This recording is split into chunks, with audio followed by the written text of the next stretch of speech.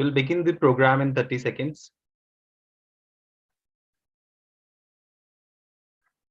You can't hear us because no one was speaking, so we'll just begin in 30 seconds.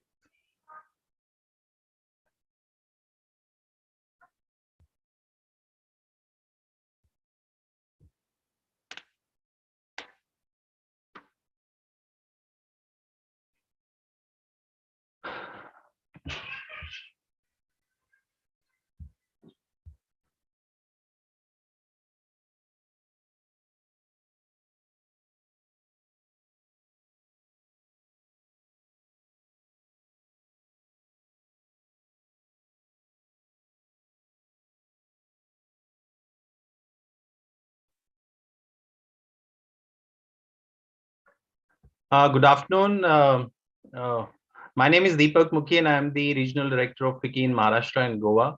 Very warm welcome to the webinar on Decoding Union Budget 22-23, being organized in partnership with Next Time, formerly known as SKP, which is an independent global business advisory firm helping organizations across geographies by providing digitally driven solutions encompassing business consulting, business services, and professional services to help businesses navigate challenges across all stages of their life cycle.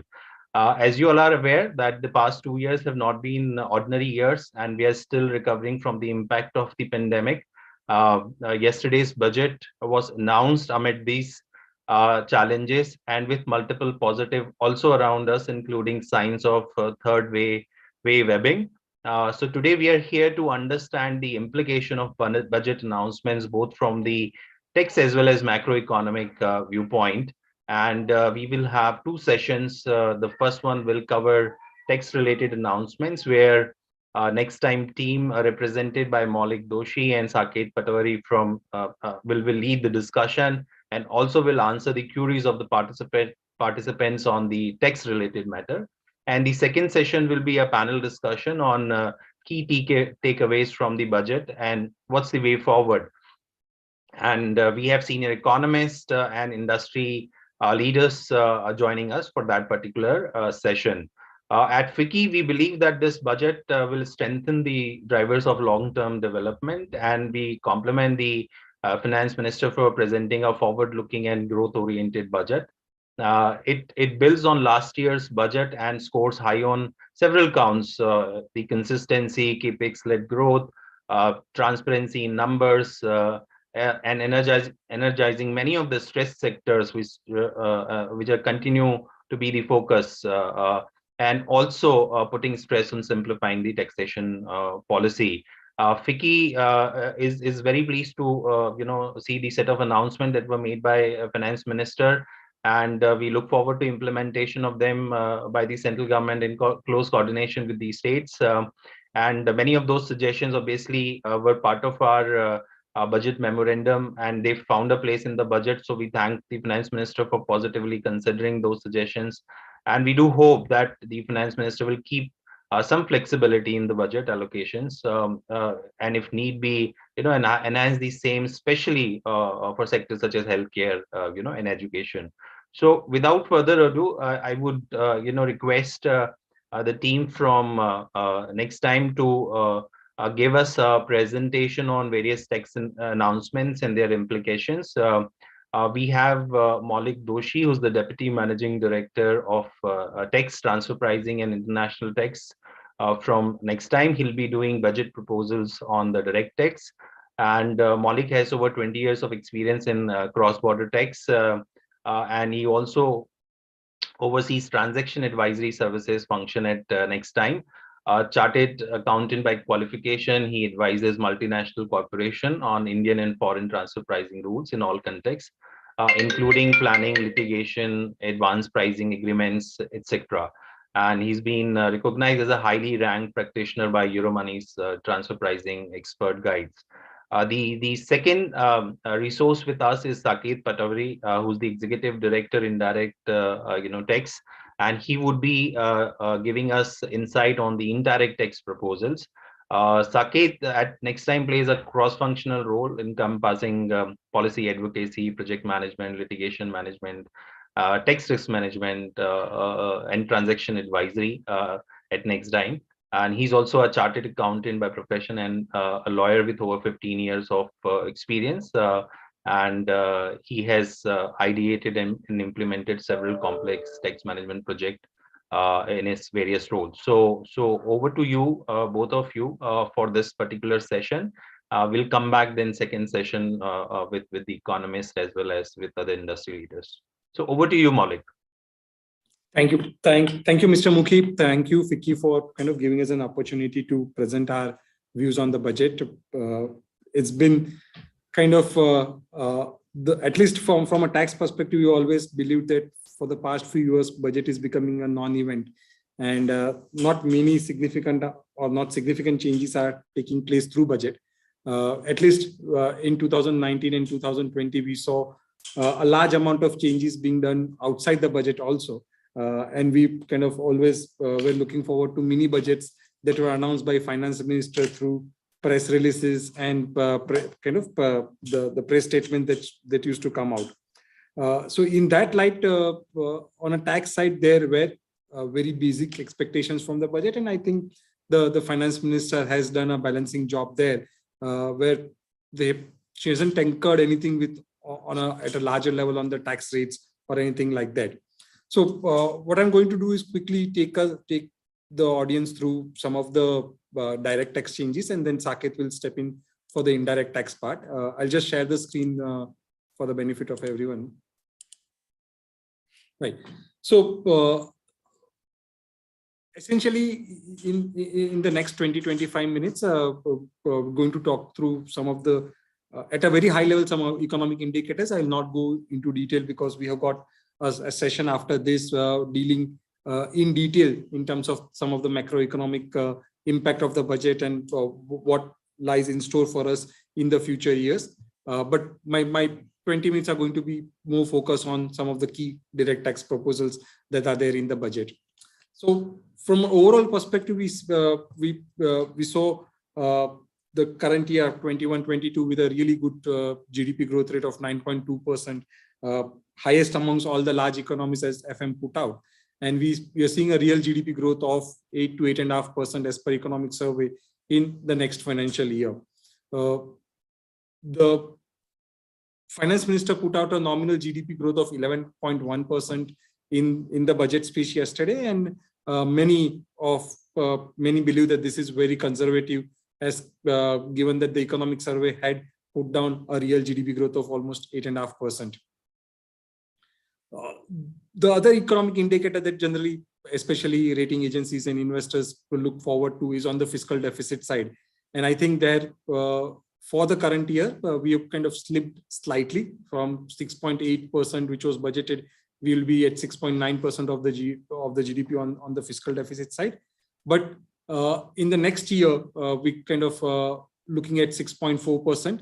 And finance minister did promise that she is on course to achieve a target of 4.5% fiscal deficit by the year 25-26. I don't know, we'll talk about this later in the subsequent session, but given that we'll have one general election between us from today and between 25-26, I don't know this fiscal deficit target is maintainable or not. The 21-22 year has been good for an FDI inflow, although the year 2020 was much better, and therefore we are seeing slightly lower as compared to last year, but it's been really good FDI inflow, almost around $25 billion from April to November 21. The crux of the budget and the budget speech was on the capital expenditure on capex by the government, and it's budgeted around 7.5 trillion in the next year, which is almost 25% higher than the revised estimates, and a record of 2.9% of the GDP is being spent on capex. So what this capex entails, how it will stimulate the economy, and what does it mean really for companies and taxpayers, I think we'll kind of look at that in more detail with some of the economists on our panel in the second session. So let me just quickly go on to some of the direct tax proposals, and kind of those are more critical in terms of how the direct tax changes are being affected by the budget. On the tax side, first of all, on the personal tax side, there are no changes in the tax rate. So that's the largest statement, I think, coming from the finance minister. Whether it's a good sign, whether it's a kind of a bad sign, depends on which side of the table you are. There was talk about inheritance tax, wealth tax, super rich tax, etc. No tinkering on that. No tinkering on the long-term capital gains tax rates with respect to listed equities or short-term capital gains rates with listed equities. And no tinkering on the slab rates or the tax rates for individuals. So the tax rates remain as it is. What got changed is that there was a surcharge on long-term capital gains, which for other than listed equities was as high as 37% depending on the slab. And the effective tax rate for long-term capital gain was almost 28.5% for other asset class other than the listed equity shares. This has now been brought down to under 24%. This good 4.5% reduction from what it was earlier. So pretty much all long-term capital gains and all long-term capital assets now enjoy the same tax treatment and same surcharge rate. The surcharge has now been capped at 15% here.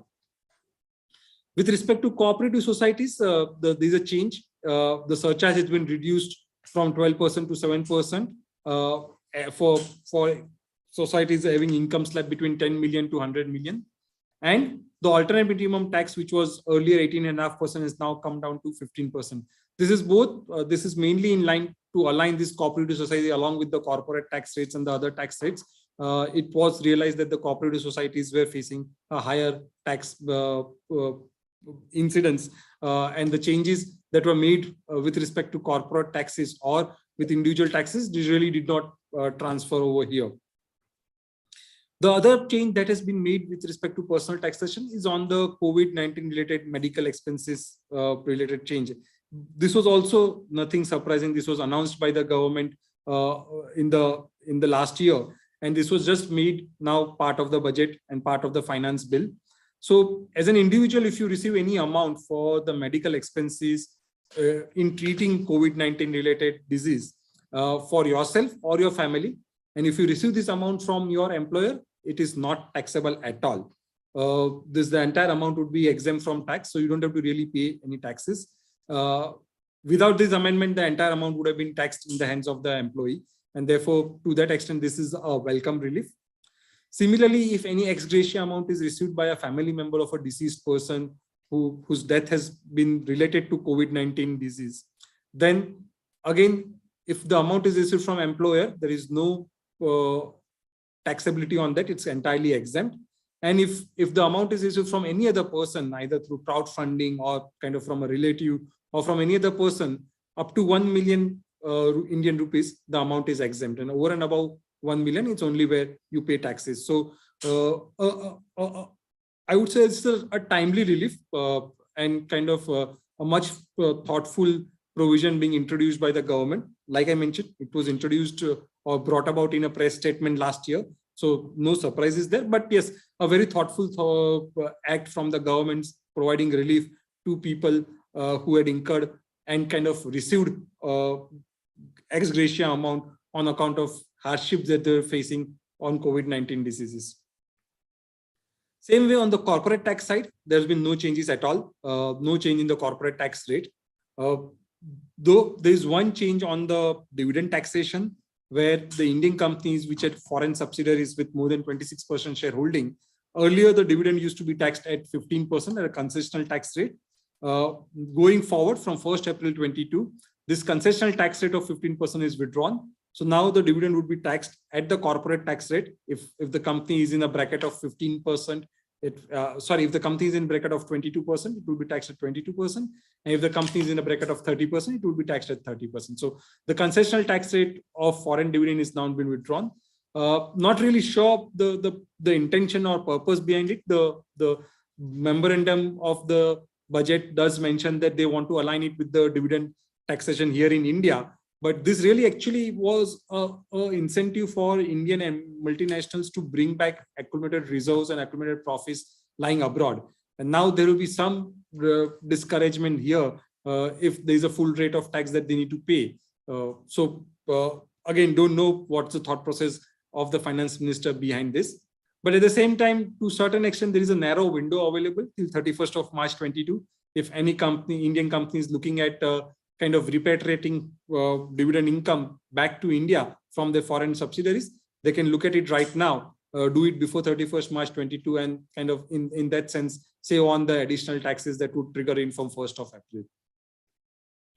There's also a kind of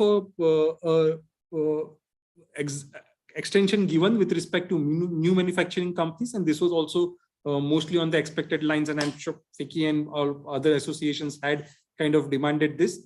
The condition for commencement of manufacturing, which was earlier expiring on 31st of March of 2023, now has been extended by 1 year to 31st March 24.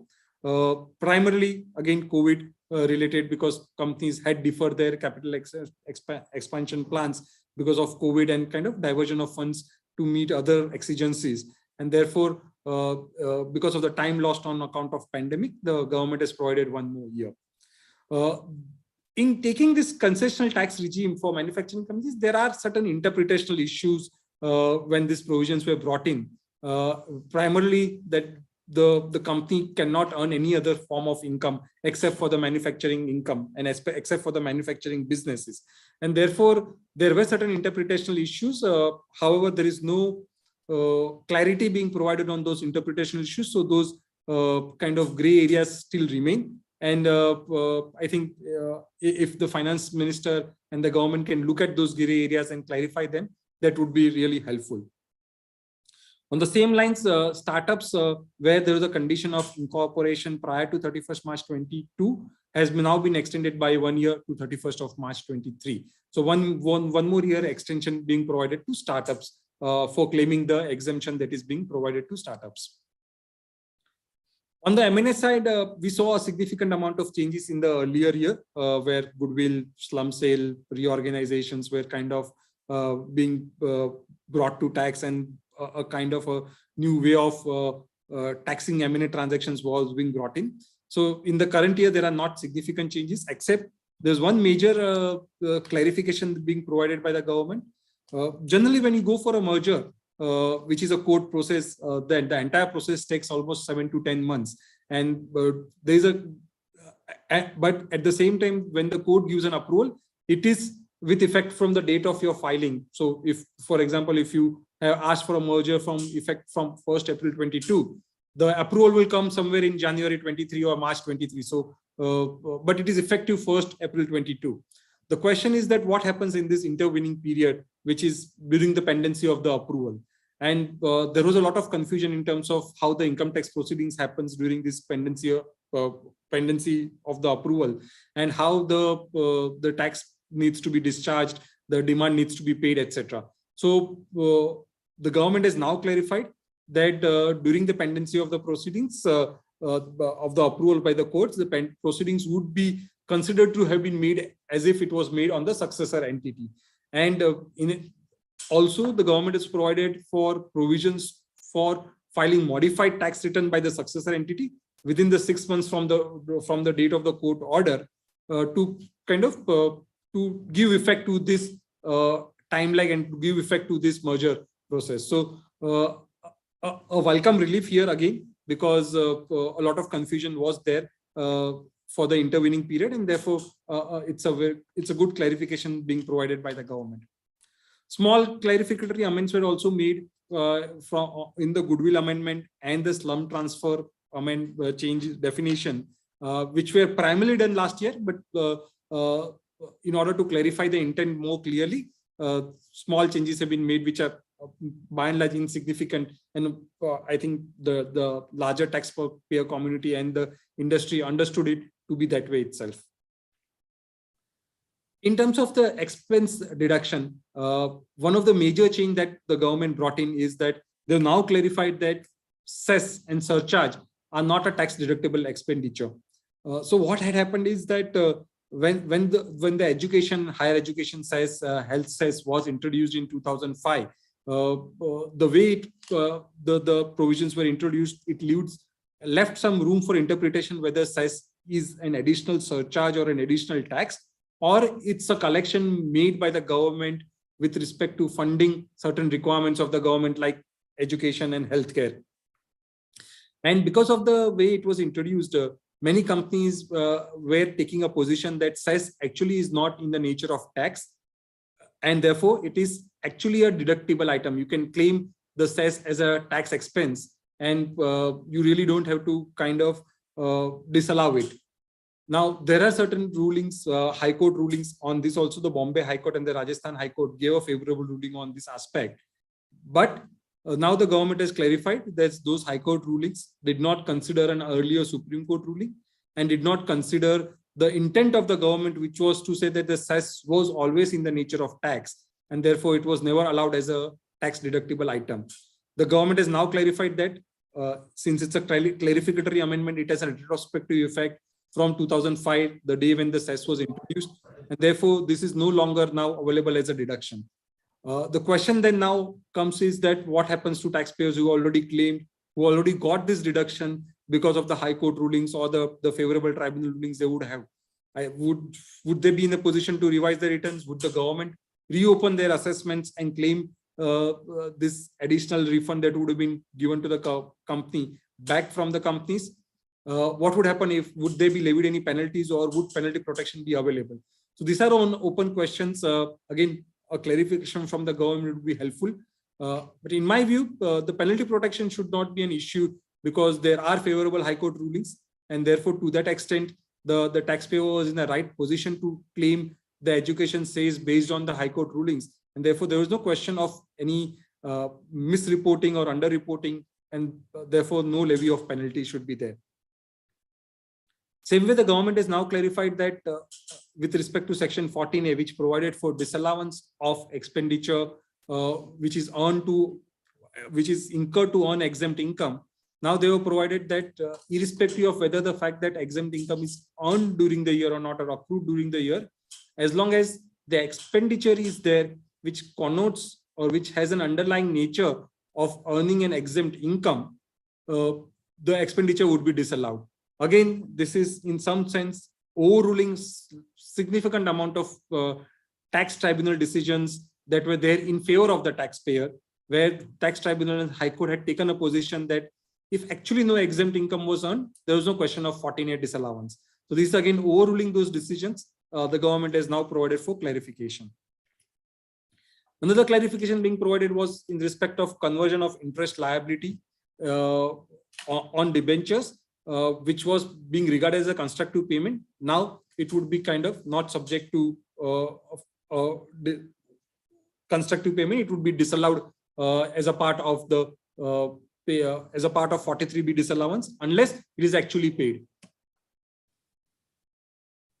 The government has also kind of clarified that any expenditure which is incurred as which is as a part of offense or prohibition of under an Indian or a foreign law, or which is providing any benefit to a person, which is also in a violation of a Indian or a foreign law, or which is paid as a compounding of any offense under India or a foreign law, this kind of expenditure would never be allowed and would not be allowed from claiming a deduction. So this is again more of a clarificatory amendment. Parts of which they were there as a part of the law, but now the government has gone a step ahead and clarified all the scenarios that could be possible. The most important aspect with respect to the change and the most talked about is taxation of cryptocurrencies or virtual digital assets, as the government would like to put it. Irrespective of whether the legal position on the cryptocurrencies is clear or not, the government has actually said that we want, as long as you are making money out of it, we want to tax that money. It was, in my view, taxable in the earlier scheme also, where it would have taxed based on what position an individual would have taken, either as a business income or as a capital gains. But now a separate code and a separate mechanism is being provided to tax virtual digital assets, which would include cryptocurrencies, NFTs, etc. This is now being taxed at 30% straight. No deduction while computing, except you get the cost of acquisition as a deduction. If you're making a loss from the transfer of virtual digital asset, you will not be able to set off this loss against any other form of income. You will also not be able to carry forward this loss to subsequent years. There is also a TDS in order to ensure that the recipient also declares and this gets reported. There's a TDS at the rate of 1% on payment to residents for the transfer of virtual digital assets. So the payer who is making a payment to the resident will have to ensure that they deduct this 1% TDS. There's a taxability of gift of virtual digital assets in the hands of recipient. And what is a virtual digital asset is also defined. It's very widely defined. It includes an NFT, and the government is still saying has a provision left where they can add or amend this definition. It's a new provision. There are still open questions. What happens if, in case of gift, how do you arrive at the fair value? How the TDS would kick in, especially where the cryptocurrencies are traded on the exchange? Would the exchange or the wallet be required to do the compliances on account of TDS? Whether this really gives legality to crypto transactions, I think the finance minister clarified that in the press conference, saying that whether the undertaking a crypto transactions is legal or illegal is a separate debate. But as long if you're carrying this, please pay the taxes, and the legal and illegal debate would be taken care by a separate bill. And what happens in case of gift if there's a double taxation? So there are many open areas there, but I'm sure as things mature, these things also would be clarified, and these things would also kind of get this thing. Similarly, there are changes with respect to the IFFC. The government is constantly promoting the gift CTA and IFFC, and some of the changes year on year as the government realizes that there are aspects that are left out, the government did kind of extend that thing. So interestingly, now government has also provided that if an income is received by a unit in IFFC, does the portfolio management services with respect to overseas portfolio, that income would be tax exempt. Earlier, there was a tax exemption being provided for royalty and interest on account of lease of aircraft. That's been extended to ship. Similarly, tax exempted on transfer of ship, which was leased by IFFC, is also extended. And the angel tax exemption, which was available to category 1 and category 2 AIF, is now, which are SEBI regulated, is also now been extended to IFFC regulated Cat 1, Cat 2 AIFs also. So again, a lot of provisions which are being provided for on the IFFC gift city side.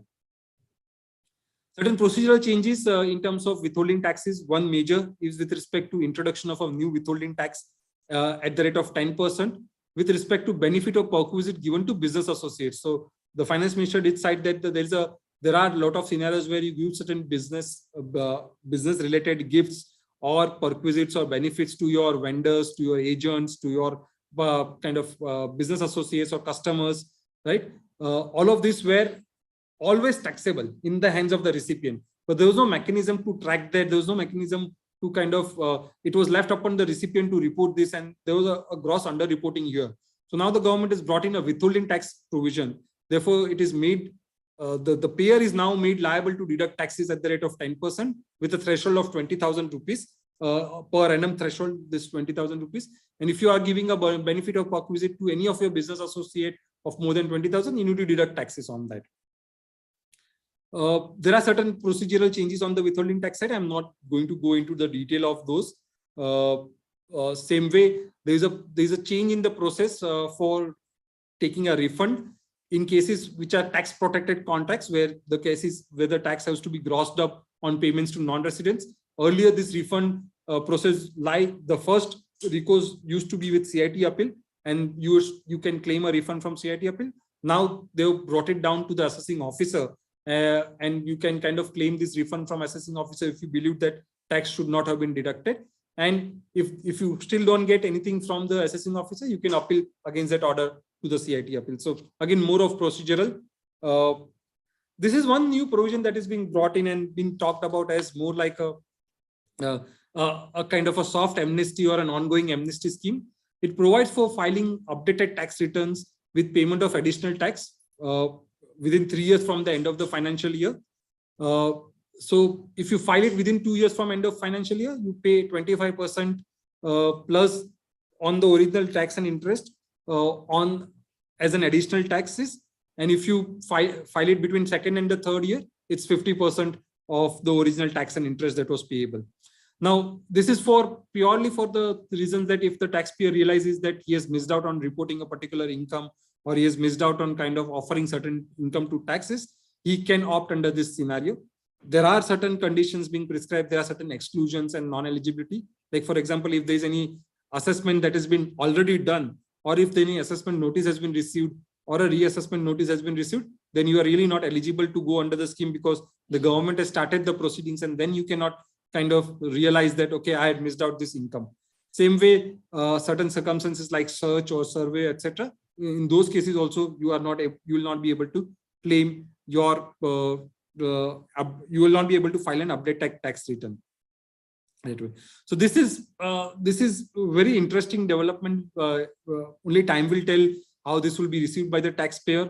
My first feel is that it's very difficult for a taxpayer to kind of go under this scheme with given the additional amount of tax that needs to be paid. The taxpayer may want to take his chances with the penalties, etc., with the tax department, but only time will tell how this scheme would be received by the taxpayers.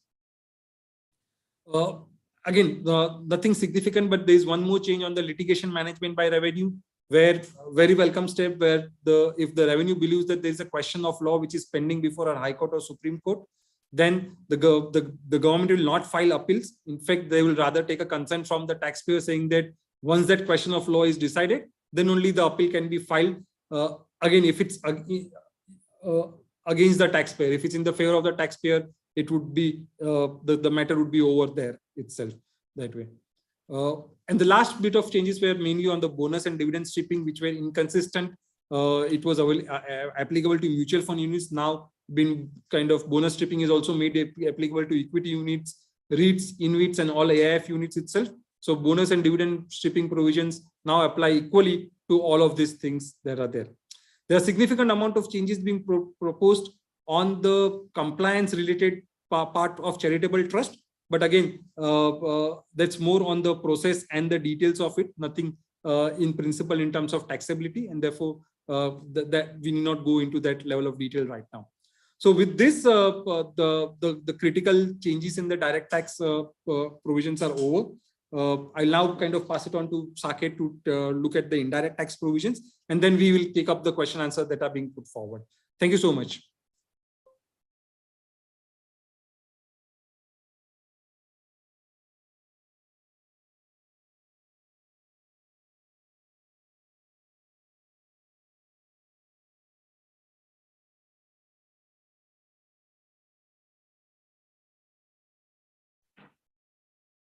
We can't hear you, Saket.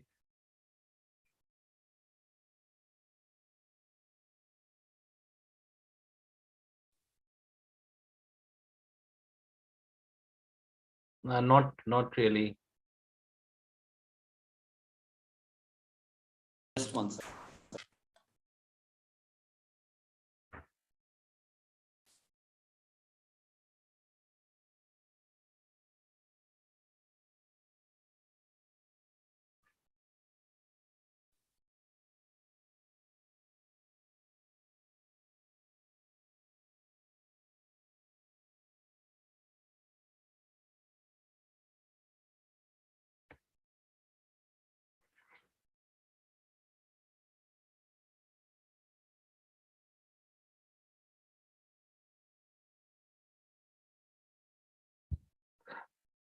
Unfortunately, we can't hear you, Saket.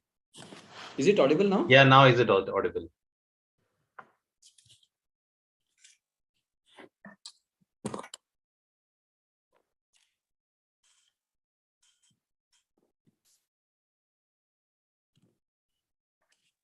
Am I audible now? Yes, you are. You are.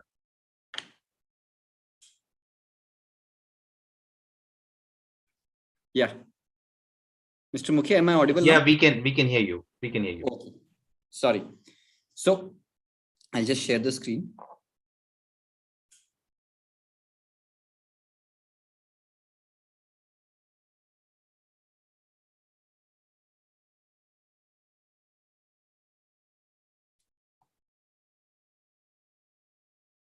Yeah. From an indirect tax perspective, we'll just cover 4 laws: goods and service tax, the SEZ Act, Customs Act, and the Central Excise. While in the SEZ and Customs, there is nothing much, but primarily we'll focus on goods and service tax and the customs law. In goods and service tax, broadly, if I have to tell you about on the budget, they have there are 3 kinds of proposals. One, there have been some revision in timelines. Then there has been, after revision of timelines, then there has been certain legislative changes, which are again with a theme of increased compliances, or have a better compliance mechanism, including something which is very, very critical and very high impacting on the credit front, on the restrictions on the credit. And the last is certain redundant provisions that they have moved out. Now, starting with some changes in timelines, one welcome move. The first one is the timeline which was there. September was a very important month for all the compliances, because your credit eligibility, your credit note issuance date was on 30th September, that they have increased by 40 days to 30th November. Then, so those changes that they have done, that's a benevolent change. Other one is a negative change for non-resident taxation for people who are non-residents. Since they are not entitled to take GST credits, they, the government felt that, you can reduce their compliance or the tax payment date by 7 days. So of additional, early payment for them, early payment of tax has been introduced by 7 days. So they have to pay tax by 13th of subsequent month instead of 20th for other SSCs. And the last, again, a benevolent one for United Nations Organization and other specified agencies. The time limit for export was 6 months. Now it has been increased to 2 years. What is hallmark of the changes are these stringent provisions have been introduced. Government's intention is to have a mechanism where a compliance is fortified or compliance is undertaken across the board. Not only you as a taxpayer, but also your vendors and all the entire ecosystem is in the pays the tax and undertake compliances accurately. Now with that, what they are doing now is, unless you have filed your GSTR1 return for the last month, you will never be able to file the subsequent month GSTR1. Your GSTR3B return, that is for payment of tax, you cannot file unless until you have filed your GSTR1 return. So these are the changes which, you have to have compliances done on a monthly, on a regular basis. Otherwise, you will not be able to file your next return. Okay. And we'll see in a moment why they have done this change. Then another change that they have done is they have given a legislative sanction to the rule which was introduced about in 2020, but got implemented from 1st January 2021, which is a restriction on utilization of credit. Now, as per the section, looks very, very wide enough that whether the government even has a right to restrict me utilizing my credit, which I have earned, which under law it's there. But yes, last year they had brought out a provision which got implemented about 28 days ago, or a month ago, where they have said that if you have that there is a 1% utilization for a very, very restricted category. That's an anti-abuse provision, again, for having compliances and to check fly-by-night operators, which did not have the legislative sanction, which has been done now. Okay. Then apart from that, refunds, they could attach various refunds. Earlier, only export on few categories of refunds were included, zero rated, etc. Now, every kind of refund they can attach if there is a demand. Plus, there is a late fee applied for even TCS return. Now, if I have to tell you what is the most impacting GST proposals that has come, is this one, where the credit restrictions have come about. Now, the basis of this credit restriction or stringent compliances is, we have been reading in the newspapers that there have been several of the cases where there have been credit frauds, where what someone does is someone obtains a registration by some individual who may be a driver, who may be a farmer, who may be whoever it is, who has an Aadhaar card.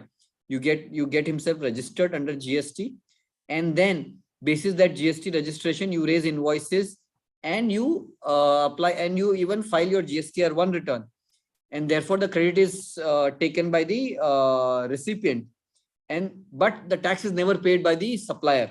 So these fly-by-night operators, and then within, by the time they are caught, they're already out, and then you have to trace who's the actual kingpin there.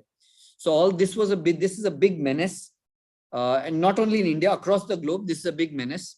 And Indian government, right from the beginning, has been trying to prevent or to take check on this menace.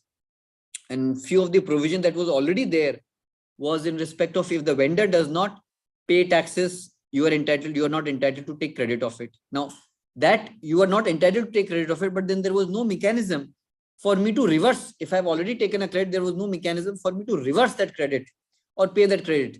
So this year in the budget, they have introduced that if you have taken credit, which if the vendor has not discharged tax, then you need to reverse the credit, and that too along with interest. Okay, so that's one of the change that they have brought about. Apart from that, so this is one change. Apart from that, what far-reaching impact that the current budget has is in respect of other non-compliances by the vendor. So they've not restricted. So prior to this budget, you had the non-payment of tax, and if the vendor does not report the transaction in GSTR1, those were not allowed as credit.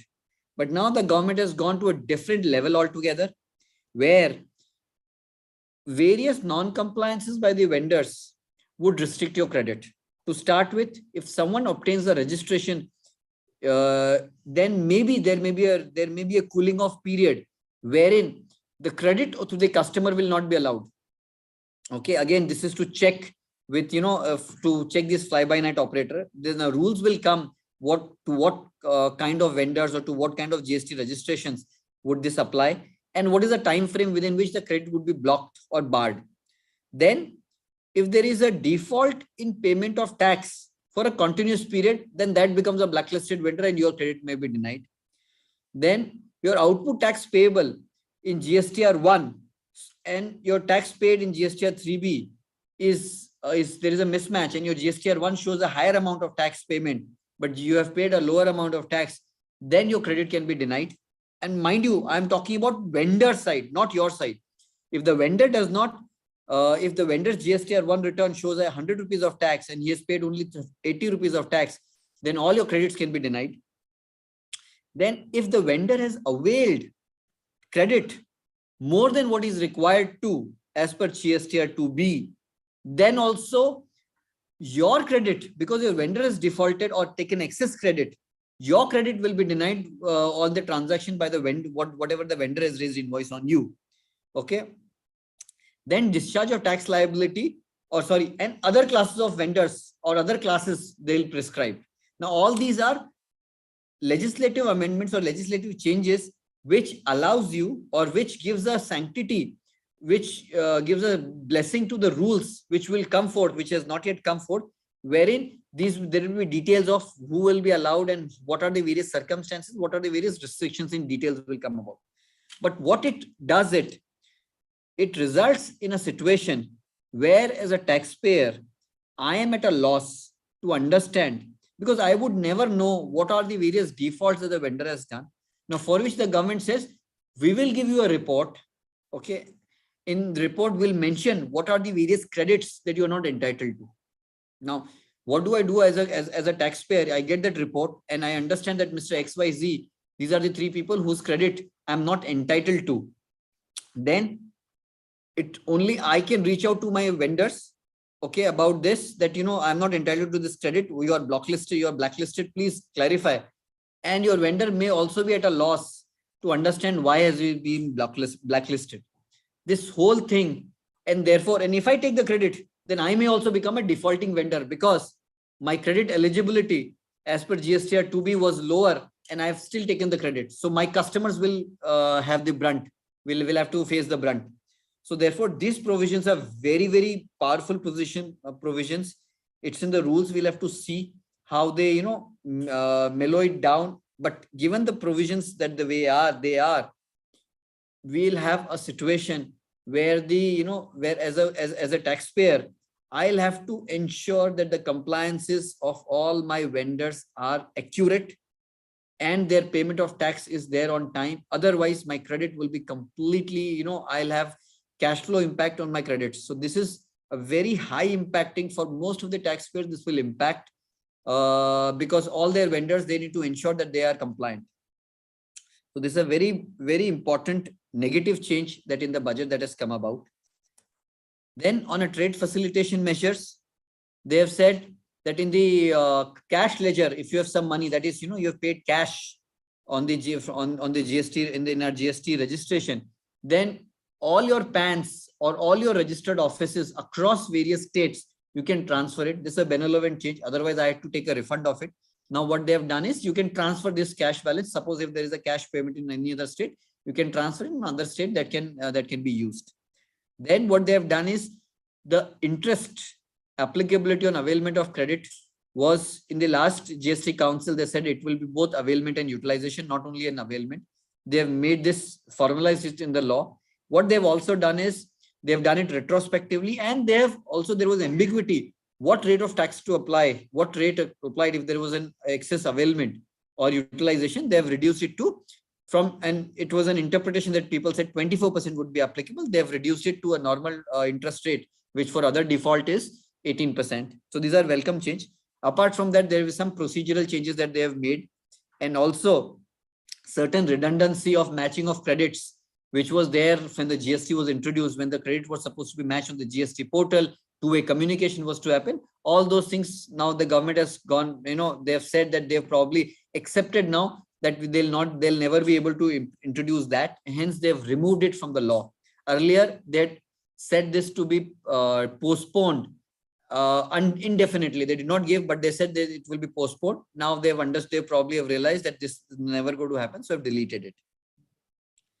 So this is from a GST standpoint. As I said, the hallmark was the credit restrictions, which we have to watch out when the rules come about, what happens there. Apart from that, now on the customs side, on the legislative change perspective, what they have done is, again, the recently, or maybe it's more than a year, that the Supreme Court, in the case of Canon India and the Agarwal metal alloys, wherein the Supreme Court has said that from a jurisdiction point of view, the DRI officers, the DRI does not have a jurisdiction to issue show cause notice and have a proceedings undertaken and issue a demand order. Now, this resulted, DRI looks after most of the smuggling cases and big frauds, etc., those kind of cases. Now, this Supreme Court judgment resulted in all the DRI investigations and all the show cause notices issued by DRI to be non-est, which government has taken some time to correct it. Now, they have done it through legislatively by introducing a retrospective amendment wherein they said that these are the proper officers, and therefore these proper officers can undertake past notices, past investigation, and issue show cause notices. What they've also done is, for the first time probably I would say, they've also at the same breath accepted the Supreme Court judgment, and hence, while they've corrected for the past period, for the future period, they've said that, look, all the investigation and audits can be undertaken concurrently by various officers, but the assessment or the show cause notice or the adjudication has to be done by the officer at the port or the jurisdictional officer. Now, that is, a unique thing that I had observed in this budget, that the government has, all the while government has been reversing the Supreme Court judgments. Here, they probably have accepted it and made amendments for the future, and they've only undone what Supreme Court has said only for the past period. Apart from that, government, again, like in income tax, government and customs have also now thought of going from a faceless way. Last year budget, they have announced it, that they are having the revamping of the system. This year, they have given even from a jurisdiction point of view, given the concurrent jurisdiction to various officers, given the powers to the board to have a concurrent jurisdiction to various departments of the customs, so that it need not be a territorial jurisdiction. It can be any faceless anywhere in India, that jurisdiction can be given. Apart from that, another proposal is in respect of valuation issues. So valuation is a very key component because it's ad valorem customs duty. So from a valuation point of view, if the customs officer, the CBIC may impose additional obligations, so that what are the various other information documents, etc., there is that a taxpayer or an importer needs to do, so that the valuations, so that there is no evasion of tax on account of valuation. So those, we have to still see what are the various requirements that come about it, but that's the power given to CBIC, the Central Board of Indirect Tax and Customs, to provide such additional obligations. One of another far-reaching impact, or having an impact, is in respect of advanced rulings. Advanced rulings gave a certainty to the taxpayers, so that when they undertake a transaction, they know that this transaction now, there is a certainty that whatever the advanced ruling has come, that is going to stay. And that's how the provision, unless there is a change in fact or change in law. So that gave a certainty. Now the government, or in the budget proposal, they have provided a shelf life for that certainty for only 3 years. So for 3 years, that will be applicable. And you are, and because even both the taxpayer or the customs authorities as well as the taxpayer, both were bound by the advance ruling. Okay. So now what they've done is they've given a threshold they've given a time limit of 3 years. Beyond 3 years, these threshold or this, whatever the ruling has no role to play, or it gets expired. The question is, what happens then? Should I go for another advance ruling like we do in SVB cases, special valuation branch cases? Should I consider that, this is, still follow the same process? What do we do? That's not coming out. Probably in such situation, we may have to again apply for another advance ruling for another 3 years, which may get extended. We'll have to only see how this gets further implemented. Apart from that, there are various, another important aspect is, earlier, if you applied for an advance ruling, if you within 30 days, you need to, if you want to revoke within 30 days, you could do that. Now it's until and unless the advance ruling is pronounced, you can revoke it anytime. That's the additional flexibility that has been given here.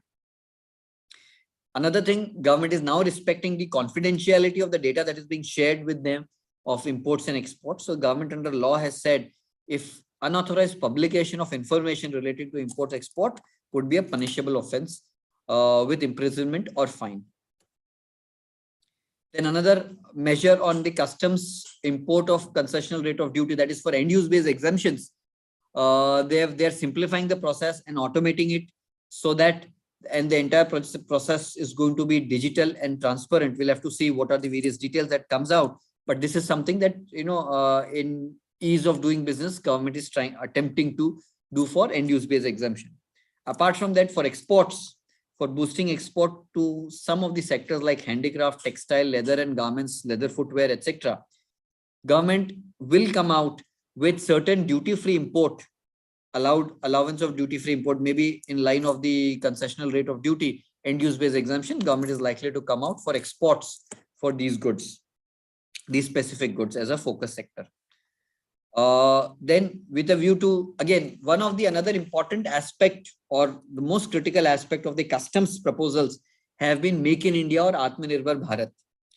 Now, government over the years, since the time this government has come, since 2014, from July 2014 was the first budget. Since then, government has been increasing basic customs duty on various products and encouraging, and at the same time issuing various PLI scheme, package schemes of packaging incentive schemes for manufacturing in India. The agenda is very simple. We don't want to have our outflow of foreign exchange because India is a big market.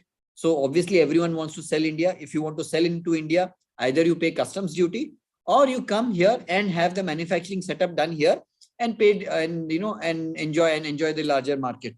That's the idea of the government, and hence even this year, a lot of capital goods or a lot of goods, they've rationalized the rate, increased the basic customs duty, including for the project import cases where they have, on a phased manner, they have said that they'll increase the basic customs duty to 7.5%. So these are the, apart from that, there have been, another important or a procedural or, more from a process point of view, the change that they have made about is for all the exemptions. Currently, if I have to find out what is the effective duty rate, I was to look at the tariff and then a general exemption notification, which would have been unconditional once. I have to look at, and then only I can derive the effective rate of customs duty, which the government has said you don't need to look at the two reference points. They are trying to make it in the tariff itself, the effective rate, wherever there is a general exemption, which will get impact from 1st May to 2022. Right? So, yes, this I have already covered. These are the basic rates. I'll just skip that. This can be referred in the slides. Special economic zones. There have been, government maybe with GST, they are encouraged with GST, their partnership or their marriage with the state government. So they have realized even for SEZ, they can implement what they've done for GST. So probably in partnership with states, they are going to revamp SEZ laws and have a development of enterprise and service hubs. Let's see. We are yet to see the details of it. That's the announcement that was made in the budget. So it's there.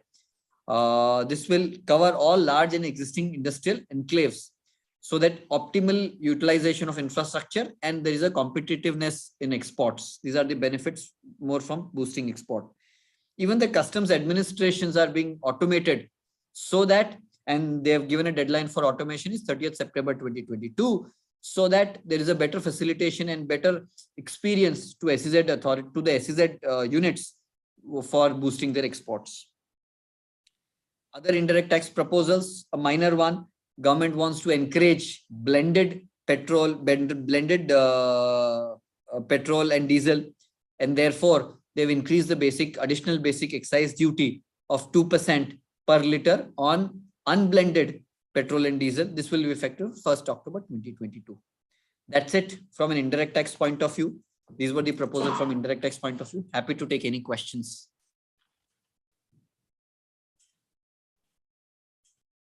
Thank you, Maulik and Saket.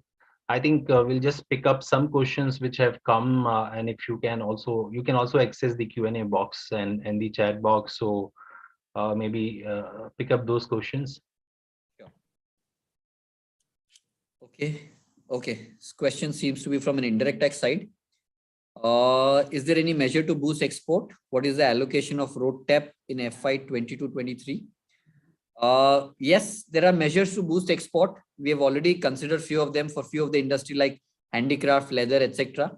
There has been, end use based exemption might be there. And on road TAP side, I don't think we'll have to check. I don't think whether there is any specific allocation for road TAP. Doesn't seem to be, to the best of my knowledge, I don't think so there is one, but they will have to check whether they have specified any road TAP. But typically this, to my mind, would come about when the foreign trade policy gets announced, which is due for announcement from 1st of April. Maybe at that point in time, they'll take what is the allocation on road TAP and other schemes. Yeah, the other one is whether reconciliation of GST ITC as per books should be done with GSTR 2A or 2B. What is the difference between 2A and 2B? Now everyone, there 2B is mentioned. Okay. Yes, this is not a budget thing, but yes, from 1st January, 2B is to be used. The difference between GSTR 2A and 2B is 2A is as on date credit. Okay, whatever is allowed. For example, if 2B is on a particular date. So, for example, if your vendor reports a transaction on 13th of a month, okay, and you extract a GSTR 2A report for the reconciliation purpose on 14th of the month, then it will be reflected in your GSTR 2A. Okay, whereas in GSTR 2B, only after the date of the filing of return, say 11th, if the 11th is the due date, 12th maybe the GSTR 2B will be issued, and that is the final return. So from now on, any incremental credits or any delayed filing by the vendors, you will not be entitled to take credit in that month. You will probably be able to entitle to credit in the next month. So that's the difference between GSTR 2A and 2B. And now whoever complies by 11th, whoever files by GSTR 1 by the due date, that is 11th or 12th, that is the date that will reflect in 2B, of which you can take credit. Yeah. I think there's a question on the direct tax side in terms of, was there any other levy or digital tax in the budget, and what is India's international now? Yes, there was a lot of expectation around this, that the government would kind of finally bring curtains to equalization levy. Not yet. The budget is completely silent on digital taxation, equalization levy, on significant economic presence. I think the position of the government is well stated, that once a global consensus is reached and implemented, India will relook at these provisions. So I think they will wait till next budget, at least to 2023, in terms of looking at the provisions on account of the equalization levy or digital taxation. So I think that was another question. I think few questions are there in the chat box also. 1 second. Yeah. Answer. Okay. Okay. So there are a few questions. Let's start from above. Yeah. The first one is, I think, ease of doing business. Yes. I think one nation, one registration. It's not for GST. GST, they are very, very clear. It cannot be one nation, one registration. It will be each state. You are a different person. They are very clear right from the beginning. And that's how, and that is the basis of the marriage between the central government and the state government. So that is going to stay. That is there. One. Second, okay. It's more from, I think in the budget speech, it was mentioned, it was more from, I think, land records and other compliances that they have said they are revamping compliances to reduce the compliances. That's one. Okay. How the detail of credit would be identified, whose liabilities are remaining unpaid? I think that's the question we discussed. Yes. Earlier.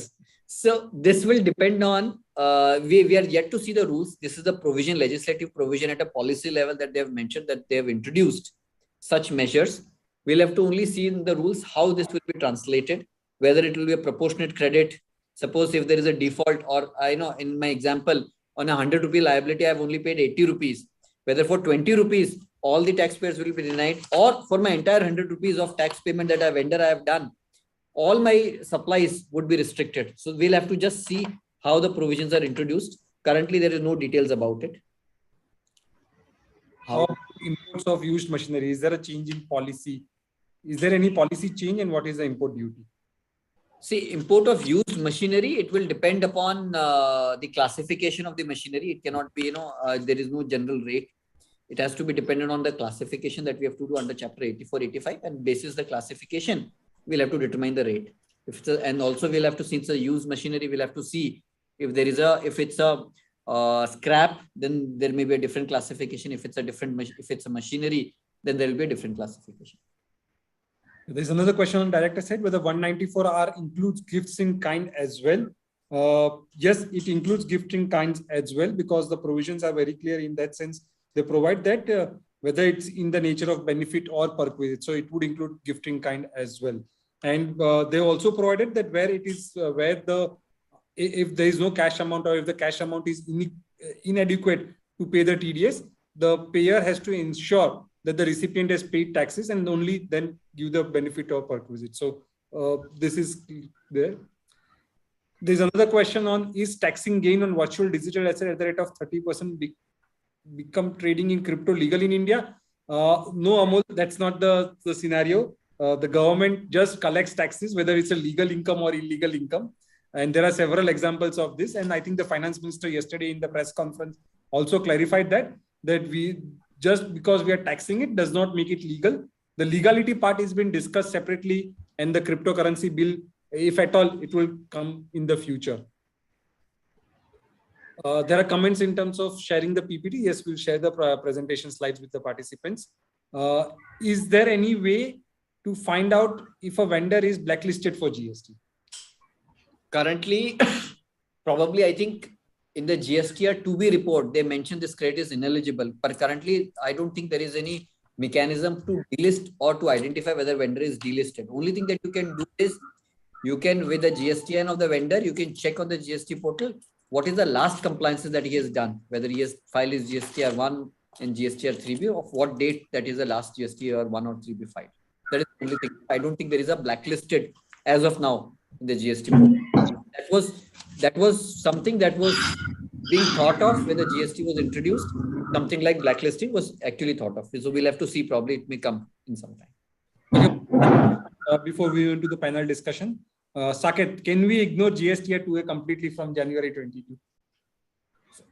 So from January 22, yes, it has to be GSTR 2B, which restricts the credit, only the credit which is filed from the due date.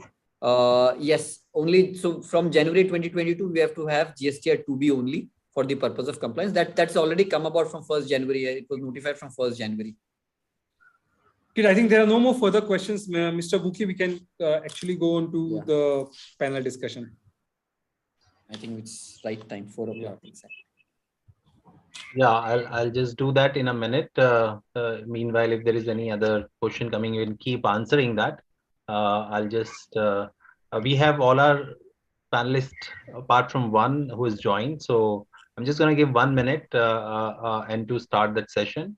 And okay, Saket, there's one more question. I think 2A, 2B is creating a lot of confusion. Okay. What there are credit appearing in 2A, but not in 2B. What is to be? They are credit appearing in 2A, but not in 2B. Yeah, obviously the credit 2A is a larger data, because in 2A the credits appears for the all past period as well as the period, as well as the credits which are there beyond the due date of filing of GSTR 1 returns. Okay, so 2A obviously will have always a higher amount of credit available. 2B, but from 1st January, you have to do it from 2B. What you need to do is all the credits that are reflecting in 2B, that can be taken. Other credits you may have to analyze. Suppose if the GSTR 1 was filed earlier, okay, earlier months, probably you will have to have the 2Bs extracted for the earlier months also to see if it's reflected in the earlier month. Then you can take credit. But if it's not reflected in earlier month, or if it is for the period after the date of compliances of GSTR 1 due date, then that credit you can only take in the next month. Great. Super. Since both of you are tax experts, someone is asking how would you rate the budget from direct tax and indirect tax perspective? I purposely didn't take that question because I wanted to put it to the next. Sure. Okay. Okay. Thank you. Okay. So I think since we have most of our panelists, we should, probably begin the session. So I think this was a very, interesting session in terms of picking up what are the impactful sort of announcements and how it's going to impact the businesses on the tax side from both direct tax and indirect tax, perspective. And just to elaborate that part and take it beyond the, tax gambit and take it to the the general economic perspective, we are going to go in the second session now. And this second session is primarily will talk about largely what are the key takeaways and the way forward out of this budget, both from a macroeconomic point of view and operational side of view also. And before I hand it over back to Maulik, I would like to just introduce some of our panelists who are with us, beginning with two very well-known economists among us, Dr. Sachidanand Shukla, who's the chief economist of the Mahindra Group, with over 21 years of experience spanning across capital market, financial services, and in diversified industries. And his key areas of research have been financial market strategy development, policy program implementation, and impact evaluation. He's also co-chair of FICCI Economist Forum. We have Mr. D.K. Joshi, chief economist of CRISIL with us. At CRISIL, he leads the economic research agenda and is the primary spokesperson for CRISIL on macroeconomic issues. And he has extensive experience in macroeconomic analysis and medium-term assessment of the Indian economy. And he also co-chairs the FICCI Economist Forum. So welcome to both of them.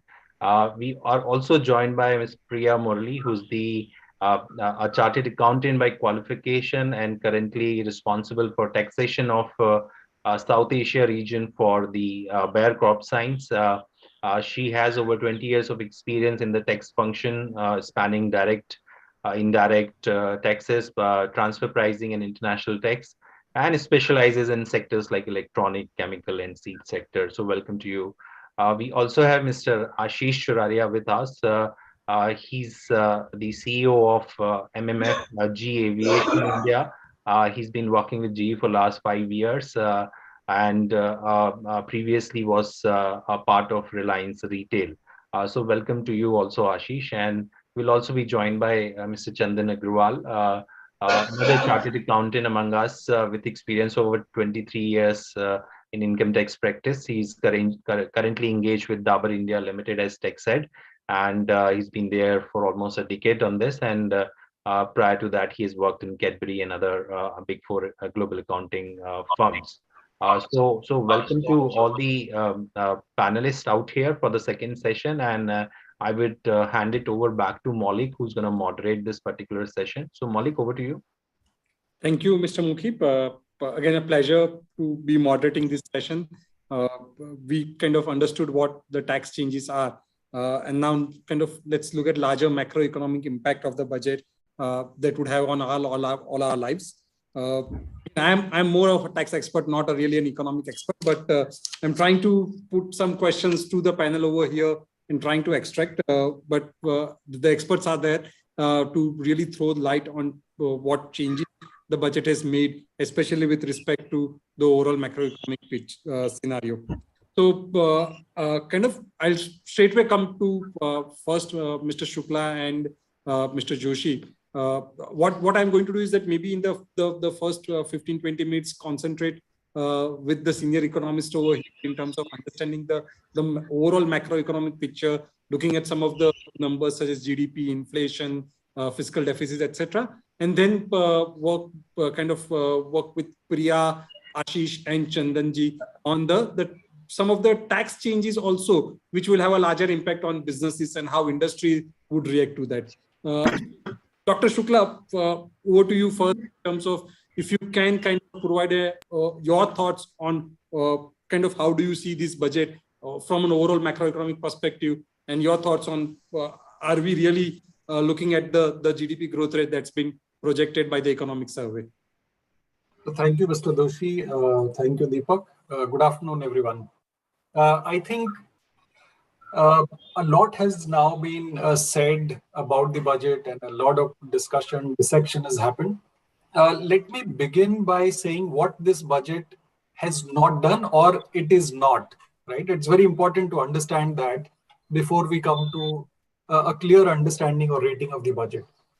So the very first thing I would want to point out, Mr. Doshi, is that it has not tried to be populist.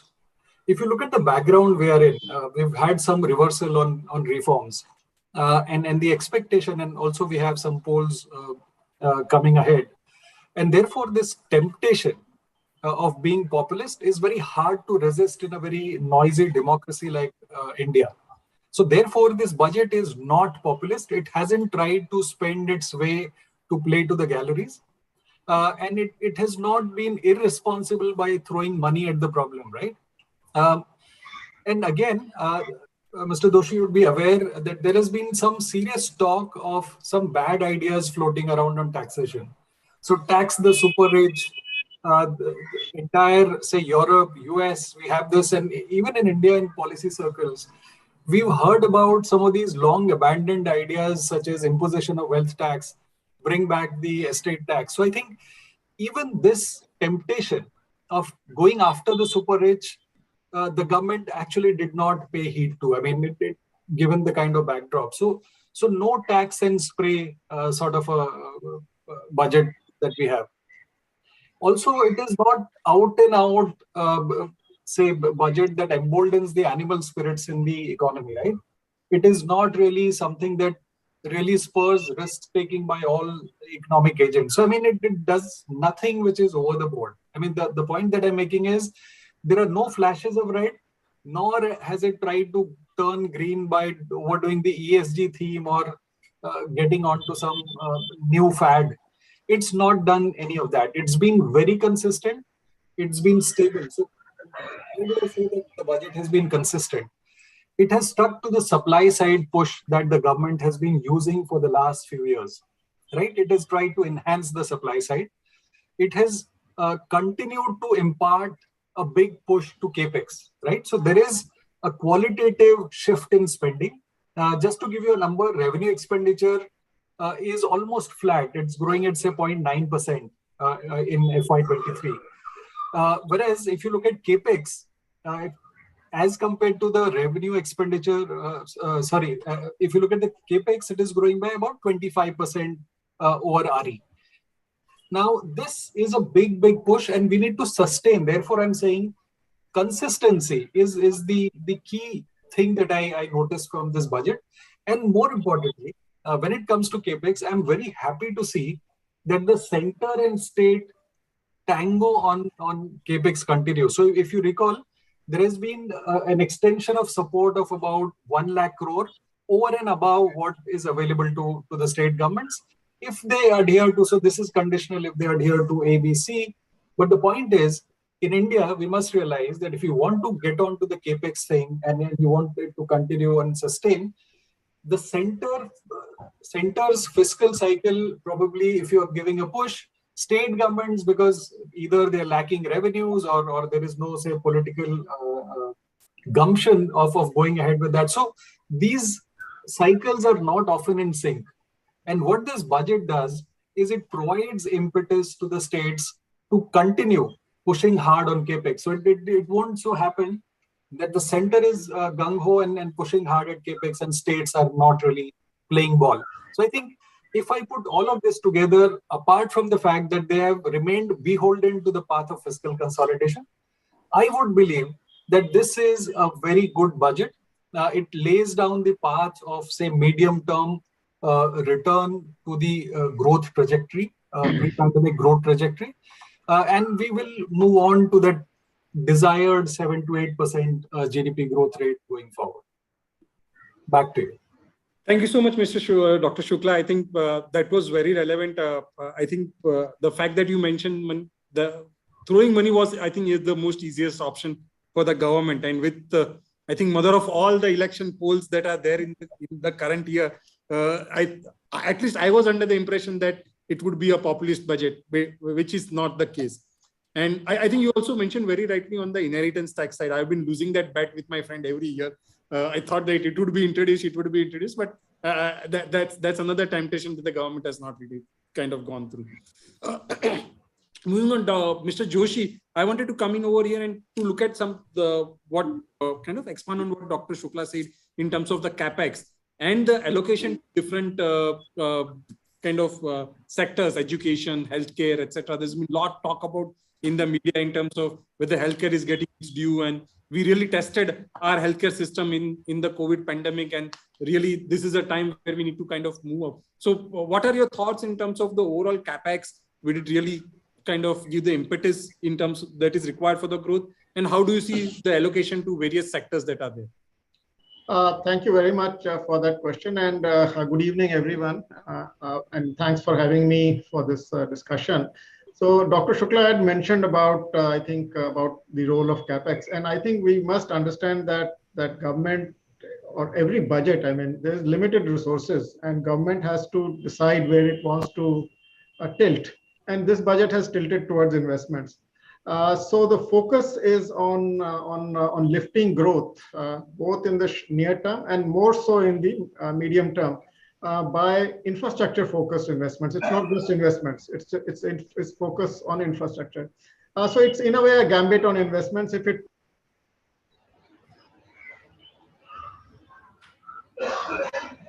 from any definitive consumption push, I mean, that's very, very obvious. I think they don't. Am I audible? Sorry, I think there's some internet problem. We lost you for less than 5 seconds, Mr. Yeah. You can continue. Now you're audible. Yeah. So I think what I was saying is that there's no definitive push to consumption. I think so. This is, I mean, this is an investment-based budget. And also, I think we must note that in the last few years, the interest payments or the debt servicing costs of the governments have been rising very, very, very in a very fast manner. I mean, so as a result of that, I think in order to create space for spending, I think they have also compressed revenue. I mean, non-interest revenue. So that is why I think they have cut revenue expenditure in many of the segments. So let's dive a little deeper into the investment story and how it is likely to play out. So there are various numbers floating around as to how much the capex has been increased by. I think one estimate is that the central government has budgeted the capex to rise at 35.4% because the last year's number also included the Air India sales. So you have to take that out.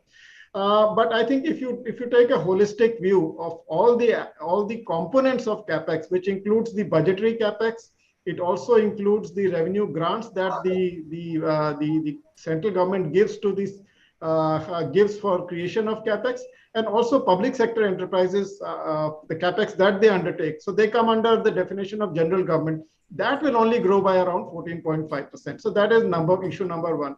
Second is, I think I do believe that the focus is right because at this juncture, somebody has to step in, and the only entity that can step in for investment, reviving the investment cycle, is government. Large private corporates have been deleveraging. I think they enjoy better financial profiles right now. They are in a position to invest, but they're very cautious, I mean, on undertaking investments at this juncture because there is COVID-induced uncertainty, which we all know about. And on top of that, the capacity utilization has not reached the levels, I think, where I think they would push investments up. If you recall the previous booms, I mean, the private sector ended up over-investing, which turned into NPAs, etc. So they'll be a little cautious. And finance minister also acknowledged this, that the private capex cycle is yet to turn. So public investments, which have a very high multiplier effects on the economy, they are also known to attract private investments. And I think it's so it was very important that government did it. In addition to that, I think the more important part is, will the private investments revive or not? I think that's government is doing it in any way. So over a period of time, it will. We believe that private investments will also pick up. And I think additional step that government has taken is the PLI scheme, the production-linked incentive schemes, which has a potential to generate about 2.5 to 3 lakh crore over.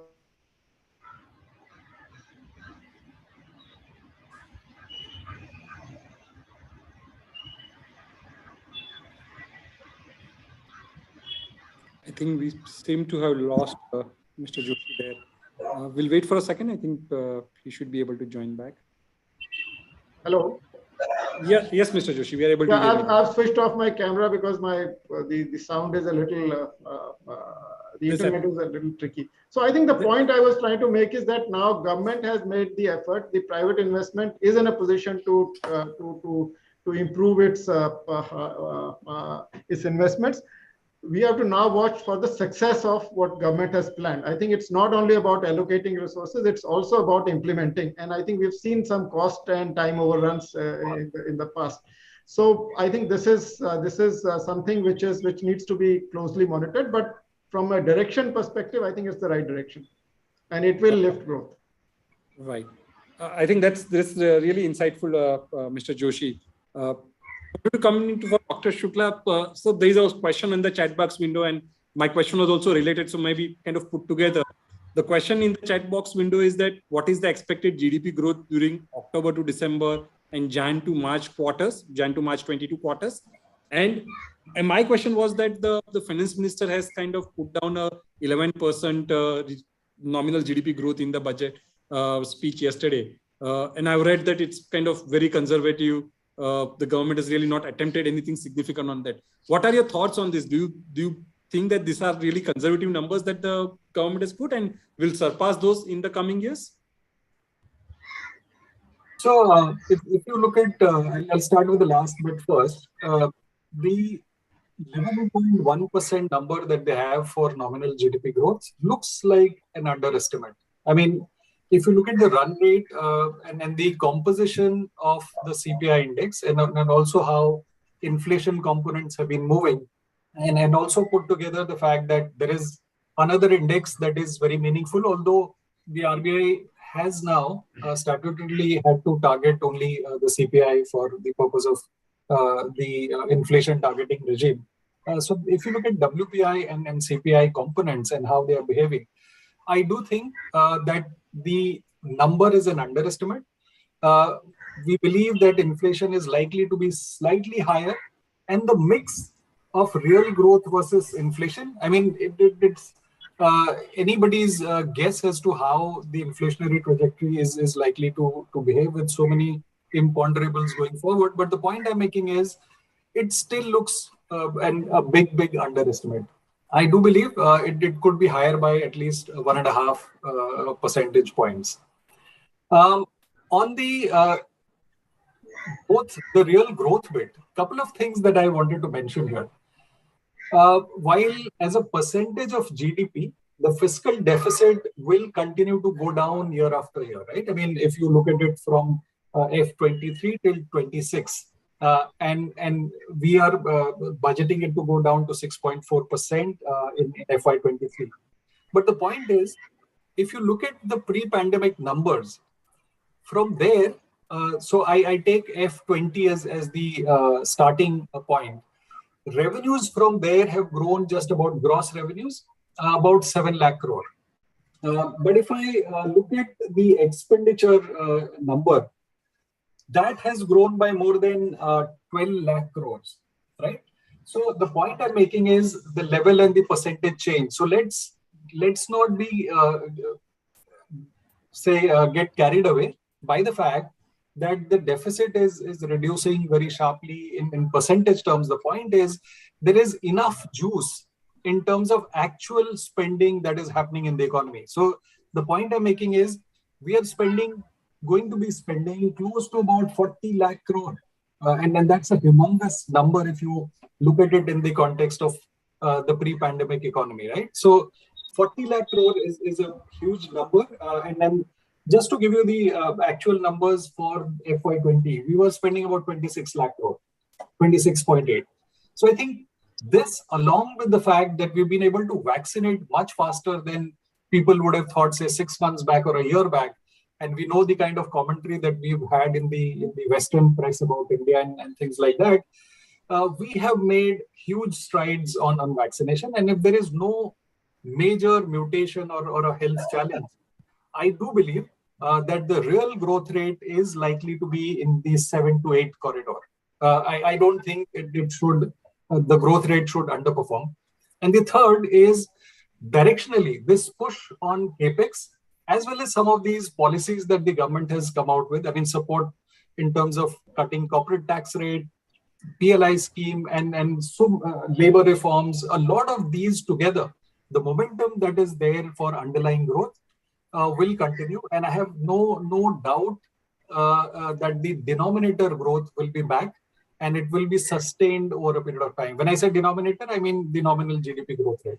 Right. So if you are growing at, say, 12, 13% in nominal terms, all the numerators automatically get taken care of. Because, I mean, either you talk about, say, fiscal deficit or current account, whatever the numerator, the denominator is the real thing. And I do believe with some of these things, and also the monetary fiscal tango and the center state tango that I spoke about, we should be getting a growth rate of 7 to 8%. Sorry, I forgot the last question. So the question from the audience was that what is the expected GDP growth rate for October-December quarter and the Jan to March quarter of 2022? Okay, so I wouldn't share quarterly numbers. I do want to make an important point. I spoke about the fiscal spending and the fiscal space that we have in terms of expenditure. What it does is it has become very lumpy and very volatile. So if you look at the contribution, and we know that government spending has been a key driver of growth over the last, say, 2 years, right? And because it has become so lumpy, just look at, say, FY22 growth numbers. We might get to a number of 9.2% in terms of GDP growth rate, but look at the uneven distribution. First half growth was 13% plus. Second half, hardly 5%. I think that is the reason why I would urge you to look beyond the quarterly gyrations, because some of these bases distort the reading on GDP numbers. And GDP being a large aggregation, a large average for the whole economy, it's better to look probably in a YOY and absolute numbers.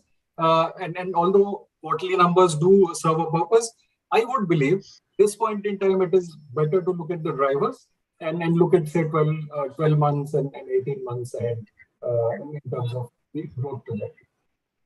Right. Thank you, Dr. Shukla there. I want to kind of carry on that to Mr. Joshi, and you kind of brought about the fiscal deficit. And as a layman, our understanding is that fiscal deficit is purely dependent on how much government can spend vis-a-vis what government will kind of earn out of revenues. And given that we have one general election coming in between the target that the government has set for 25-26, 4.5%, do you think the fiscal deficit target is on store? So, Mr. Joshi, if you can kind of give your perspective on this fiscal deficit policy and the fact that would there be at least one populist budget, because when we didn't see any tax rate changes for personal income tax, for middle class, for salary class, we thought that's reserved for the election year. So do you think that's in store? Well, I think one thing first of all, I'd like to make a point that I think it's very critical for the government to now stay on this path that they have highlighted, because Mr. Joshi, I think we seem to have lost you.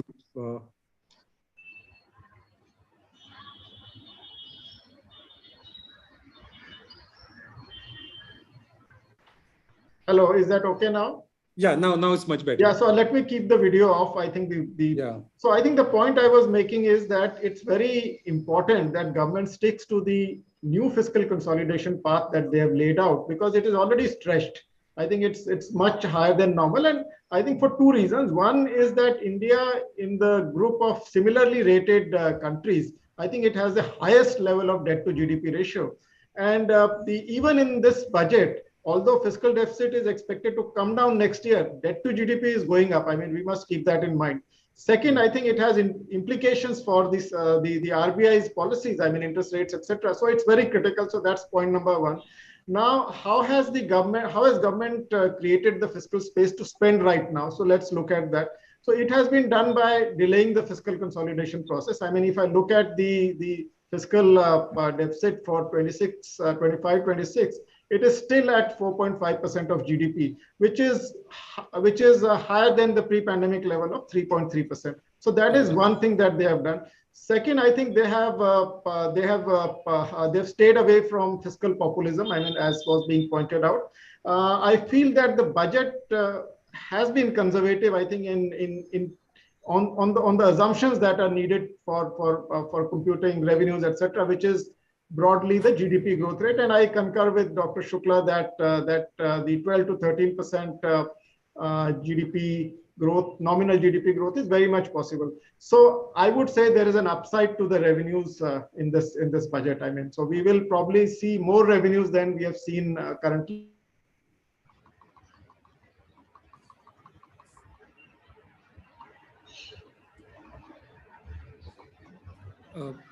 Mr. Joshi?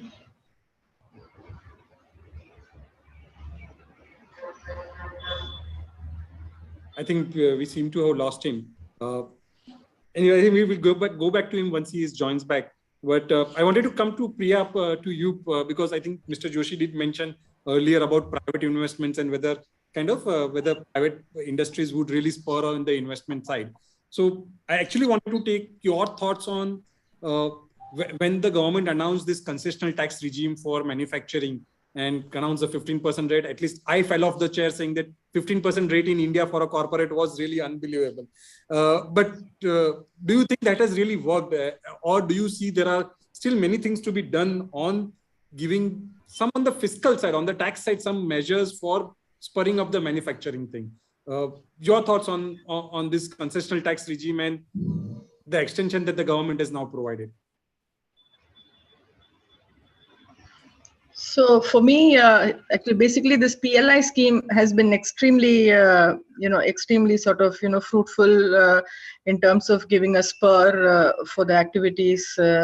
This is in terms of whether it's an employment opportunity, and also the Make in India concept, so that the PLI actually helps you to sort of manufacture in the country, and also this means helps you for this better value add. And that is the in thing. Yeah. Now, if you ask me what else can the government do, or what should it have done from a fiscal angle, is also something to do with whether India can do a kind of a toll manufacturing activity vis-a-vis a contract manufacturing activity, because currently all of us do contract manufacturing mainly because we are not very sure of the permanent establishment piece. Because what happens is that when you are this is importing into the country, it is a sale from overseas, and then the person actually purchases it, and then he needs to pay for it, and then the activity is done as a contract manufacturer. Versus that, if an overseas country could sort of store goods in India, because from a customs perspective and a warehousing perspective, this is all very much clear, I guess. But what is still pending from the government to do is a permanent establishment, whether the overseas entity would be considered as a permanent establishment, and which is where you do not see so much of a spurt here, and people are still a little bit hesitant on using this model. I think that can give a nice impetus, because then the country, actually companies in India need not make the payment. They do not actually have to go and borrow money for importing the products and then making payment, and then sort of manufacturing and then getting the payment. It'll be a net of payment, and this is like a service model, which is like a tolling model, that can work, which I can actually think will provide a better impetus, which I'm waiting for some years now, but it is not getting clarified at all. Yeah. Right. I think it's a valid point, and at least again, this budget was completely silent on some of the international tax parts that and I think it has become more with the introduction of significant economic presence and government trying to bring in digital economy into the tax, but kind of going all around in terms of even looking at taxing the brick and mortar businesses also that way. So I have kind of more questions for Dr. Shukla, Mr. Joshi. I'll come back to that. Just maybe cover a little bit more tax side with the industry experts who are here. So Chandan, the question for you, this is the last 3-4 years, we've seen a significant increase in the amount of compliances that are there on kind of on industry, on corporates especially. And last year we saw that the entire confusion around TDS and TCS and what comes first, etc. And we thought that the government will use this budget to clarify or at least provide some relief on account of those compliances. But kind of more TDS compliances seems to have added with each and every budget. So what are your thoughts on such compliances, Chandan? And how do you think as a company one would be effectively able to manage such an amount of and number of compliances that are there? That's a very valid question, Malik. And in industry, you are sitting for government, for a policymaker, 0.01% is the rate, is a tax, is a TDS which they need to collect on every purchase is made. And so that's the law. So a company like a huge company like having a purchase of, let's say, 1 lakh crore, they need to do TDS of 0.1% on 1 lakh crore, which is hardly, not even to my mind, 100 crore on 1 lakh crore. In our company, our turnover is 10,000 crore, and on 10,000 crore, the purchase is around 6,000 crore. On 6,000 crore, I need to collect on purchases or deduct TDS 0.1%, which means only 6 crores. So 6 crores by way of TDS on purchases, the kind of compliance which I need to do in a calendar, in a financial year starting from April to March, broken into 4 quarters, TDS return, reconciliation. Now this data going into AIS, reconciliation of that data on the both sides actually, on the purchaser side and a seller side. What would happen to goods which are in transit? The title has not moved. And so reconciliation of prepaid purchases or postpaid after 31st March. One is just wondering, what was the purpose of this law? Was it to track and monitor or catch people who underreport income? Or it was something in the nature of to increase the TDS compliance? Because that is the one way to increase tax transparency. So somewhere tax transparency and TDS, to my mind, are going in hand to hand. And that is the reason currently as we speak, except the capital transaction, all the transactions are subject to TDS, except capital. Capital per se is not an income under section 2. So capital goes out and what we are left, everything in the P&L is subject to TDS. Industry has to live with it. A bigger corporate can comply, can deploy IT systems, people, automate the process, so their burden becomes lessened. But companies which are into some sort of a manual or automation in between, there the cost would go up like drastically. And that is only the worry. But to my mind, it's not a worry if it is a good step for the nation, that it increases better tax compliance. I think honest taxpayer would always go with that. So despite the increase in compliance, we have nothing to complain. Right. Thank you so much. And then I think you're right. Compliances are still better devil as compared to kind of looking at the uncertainties that were there maybe a few years back with respect to the tax regime. Ashish, I would just like to add here, if you don't mind. I would just like to add here that compliance is perfectly fine if your utility tools are working. If you're in the sense, for example, you have a tax audit, you have your this transfer price audit reports. These keep changing now and then. and then uploading that is becoming, in the sense, a very difficult task because it is not fully updated. The utilities in terms of this TCS, etc. Also, when it comes to a kind of a SAP setup, they are not ready. So where I'm coming from is all this is fine if you have a perfect system and you have a perfect infrastructure around, and the government gives us some time to sort of recover from the shock. But here it's a thing where nothing is ready, and then you need and then you definitely need to comply, and if you do not comply, that's the whole part. And then in the sense, if you look at the penal in the sense, actions and things like that, that is becoming even more severe. So there's a little bit of fear psychosis. I don't think the government should subject the organization to a fear psychosis. The business needs to run for sure. But I think this actually infrastructure should be ready, support system should be ready. It should be fully tested in the sandbox and then sort of released, rather than a kind of a approach to do something in the sense and then say that it is compliant. That is not appreciated. Now, once again, there are two more withholding tax, things that has come up in this budget. One is on the stamp duty part, on the is on the immovable property. Most of the time, the stamp duty gets paid much later than the transaction happens. So you need to keep track of that all the time. And then again, you may have flouted the law if the stamp duty rates are much higher for something which is still in the sense compliant from your angle, and it so happened that the stamp duty rate may be higher. If it is lower, most of the time it is lower, no issue. Another thing is a 10% tax that you need to pay on kind of perquisites or whatever you give to a distributor or a dealer. Most of the companies are FMCG companies. Now you need to track all those things painfully. And then if you look at it from the other side, in the sense actually we actually see a lot of resistance also if you deduct, because it is a compliance and you're in the sense following the regulation, but to the recipient, he keeps asking us questions as if we have done it very deliberately. So that is another aspect one needs to manage, because people are not updated. There has to be a training session, awareness sessions, update.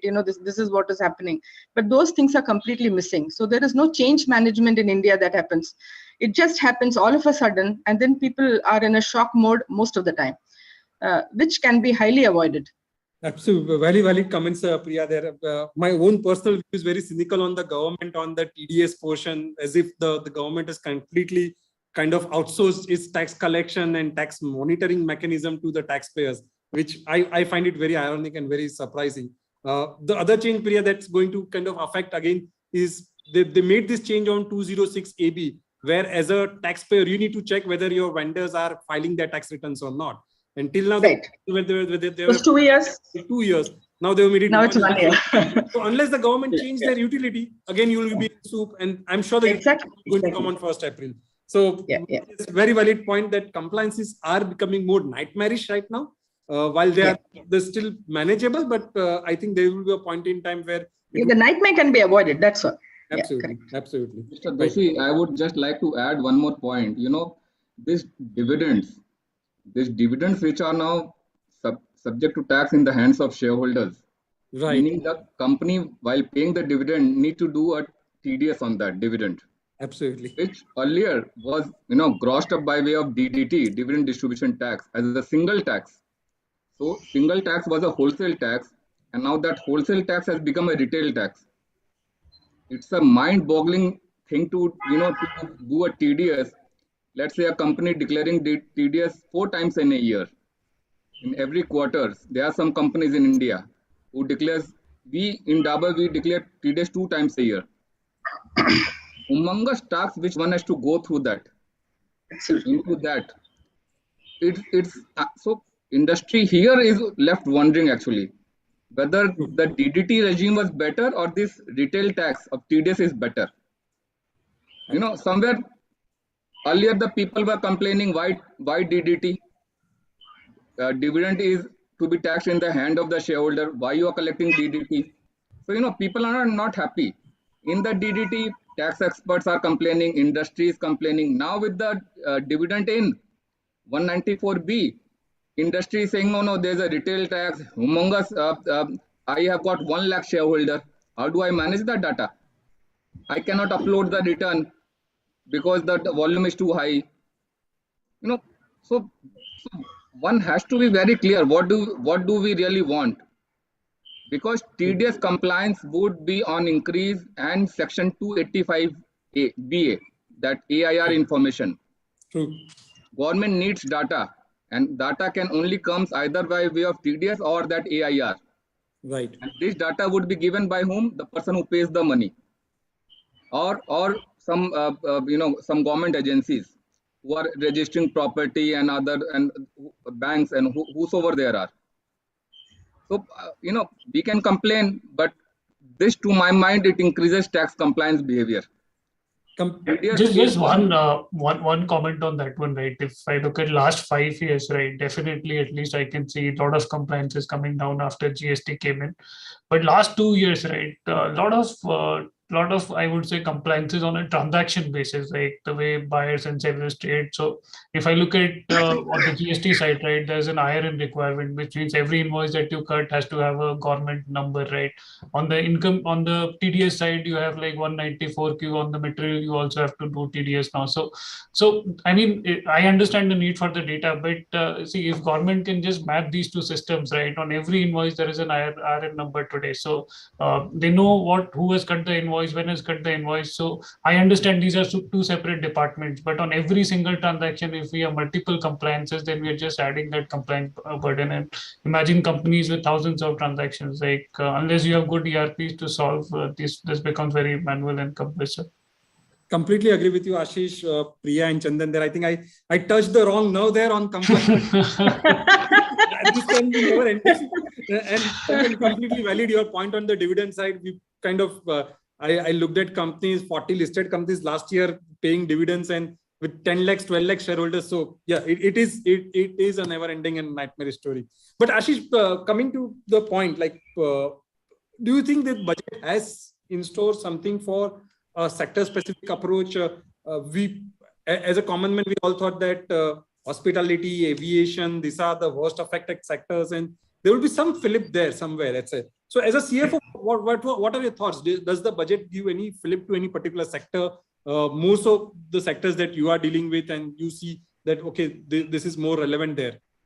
So I think as some of the other panelists have said, right, it's a very pragmatic budget.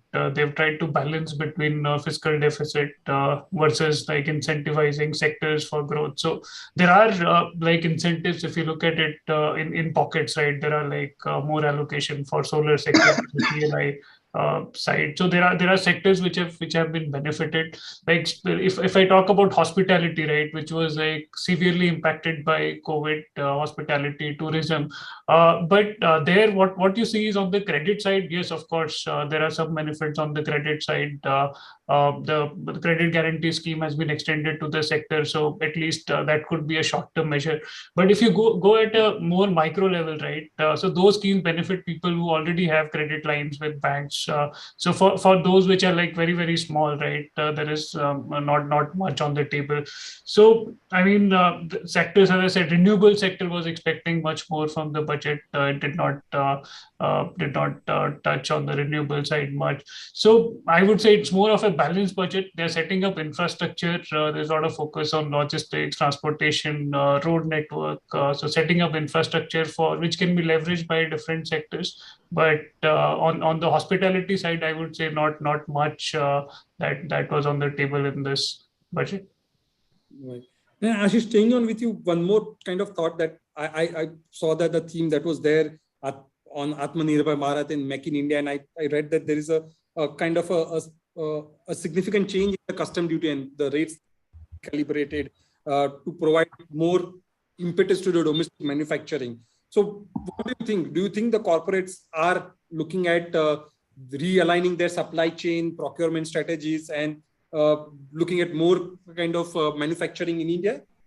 So I would say two things. One is about this budget, and before that, right, as Priya Murli mentioned, right, this PLI scheme is definitely like it's a good impetus in the country. It is really driving a lot of investment in the country, and all of it is new investment. So I mean, irrespective of what happened in the budget, I would say that scheme is definitely working. But specifically about this budget, right, if you look at sectors like electronic, like so there the way they have changed custom duties, like on the raw material side, right, on the input side, they have reduced custom duties. In fact, for some of the like inputs, they have made it nil custom duty. So and then they are increasing it in a phased manner. So next couple of years, there is a lot of incentive for people to invest in those sectors, and that's where, I mean, it's definitely going to work, because today, if you look at those sectors, right, they be importing from countries like China versus manufacturing in India. Manufacturing is definitely not like as a good option as it would be like import. But with custom duty coming down for key inputs in these sectors, that is definitely going to incentivize a lot of new investment in these sectors, especially on the electronic side, where there's a lot of focus in this budget. They're trying to like revamp this entire custom duty structure, have that phase-wise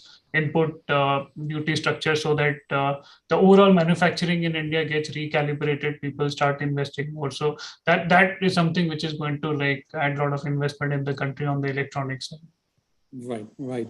And Priya, coming to you, I think you mentioned earlier that this entire compliance on TDS side, etc., where you really actually look at from your vendor perspective also. And Saket also made a point in his presentation that the budget did make a change on the GST side, where it's put a really onerous responsibility on the taxpayer to look at the compliances of your vendor. How do you react to this kind of a thing? What are your thoughts? How does one implement really that, okay, whether my vendor is complying with all the provisions of GST, with all the provisions of filing tax returns, etc.? Yeah, so that's a bit of a policing, see, because each person is a vendor for the other. Yeah. So, right. So I'm also a vendor for somebody else. I have few vendors.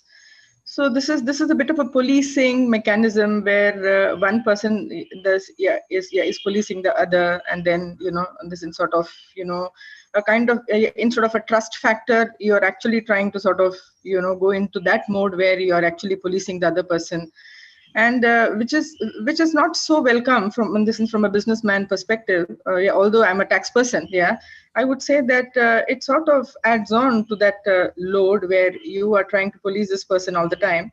Instead, with all the AI that the government has already got, it is good if they can sort of take care of this. Where this, and sometimes they did this because what they used to do actually is that if somebody is not filing the GST return, we could not raise a e-invoice on that person, because the tool itself was not helping us to do that, So this is, these kind of things at least gives you a kind of a input that yes, this person must have somewhere not complied with things, and therefore we are not able to. And then this person was actually this is what you call sharing, in the sense, say filing his return in time, and then ensuring that his block is removed, and then we can raise invoice on him. So this was working out pretty well, So therefore, this kind of additional policing over and above that, I don't think any other country would be doing this kind of thing, Right. Which is why it's a load on the country, I would say. When you want to grow, you should not try to put these kind of chain shackles around the system, which sort of slows the entire progress, because even your business does not understand what is happening. It took so much time for us to make our colleagues in the organization understand what's going on. Understand. Period. Right, absolutely. So very valid there, Priya. Chandan, I wanted to come to you on one last thing on the tax side. Mentioned about the dividend earlier, and you as a company, Dabar also has overseas subsidiaries. So in this budget, the government is looking at phasing out the concessional tax rate that was available for overseas dividends coming into India, by and large for Indian multinational companies. Any thoughts? What was the rationale behind for the government, and how do you see this? Is it a kind of a development that is okay, or do you think this would act as a disincentive for Indian multinationals to get profits back into the country? If you look like foreign dividends, really it was what was the reason of this provision was to incentivize Indian business house, that you have set up business overseas. Now those business have turned profitable, and you don't need that money for further capex or development. Repatriate that money back to India, and if you repatriate, I will offer you a concession, and the tax will be 15%, and that was the whole idea.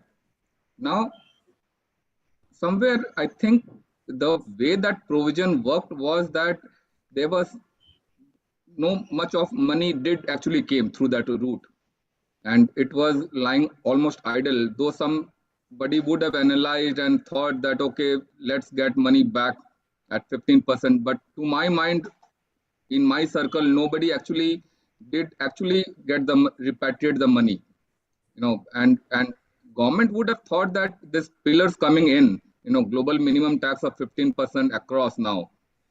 Dubai yesterday also announced tax rate now, and so the utility of that 15% tax, it looked very limited in that sense. Right. To my mind, that could have been the prime reason why they just did away with that 15%, because it no longer was rational actually. Because UAE already taxed at 15. Now you bring that money back again in India and tax at 15. So it's a end-to-end 30% tax in that sense.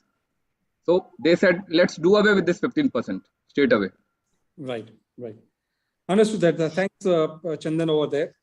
Coming back to Dr. Shukla, Mr. Joshi. Dr. Shukla, first you, what is, you mentioned about what this budget has not done. Any particular thing that you wanted the budget to do, or you wanted the finance minister that is not being done? One particular thing that you thought has been missed out and should be forming part of the budget exercise?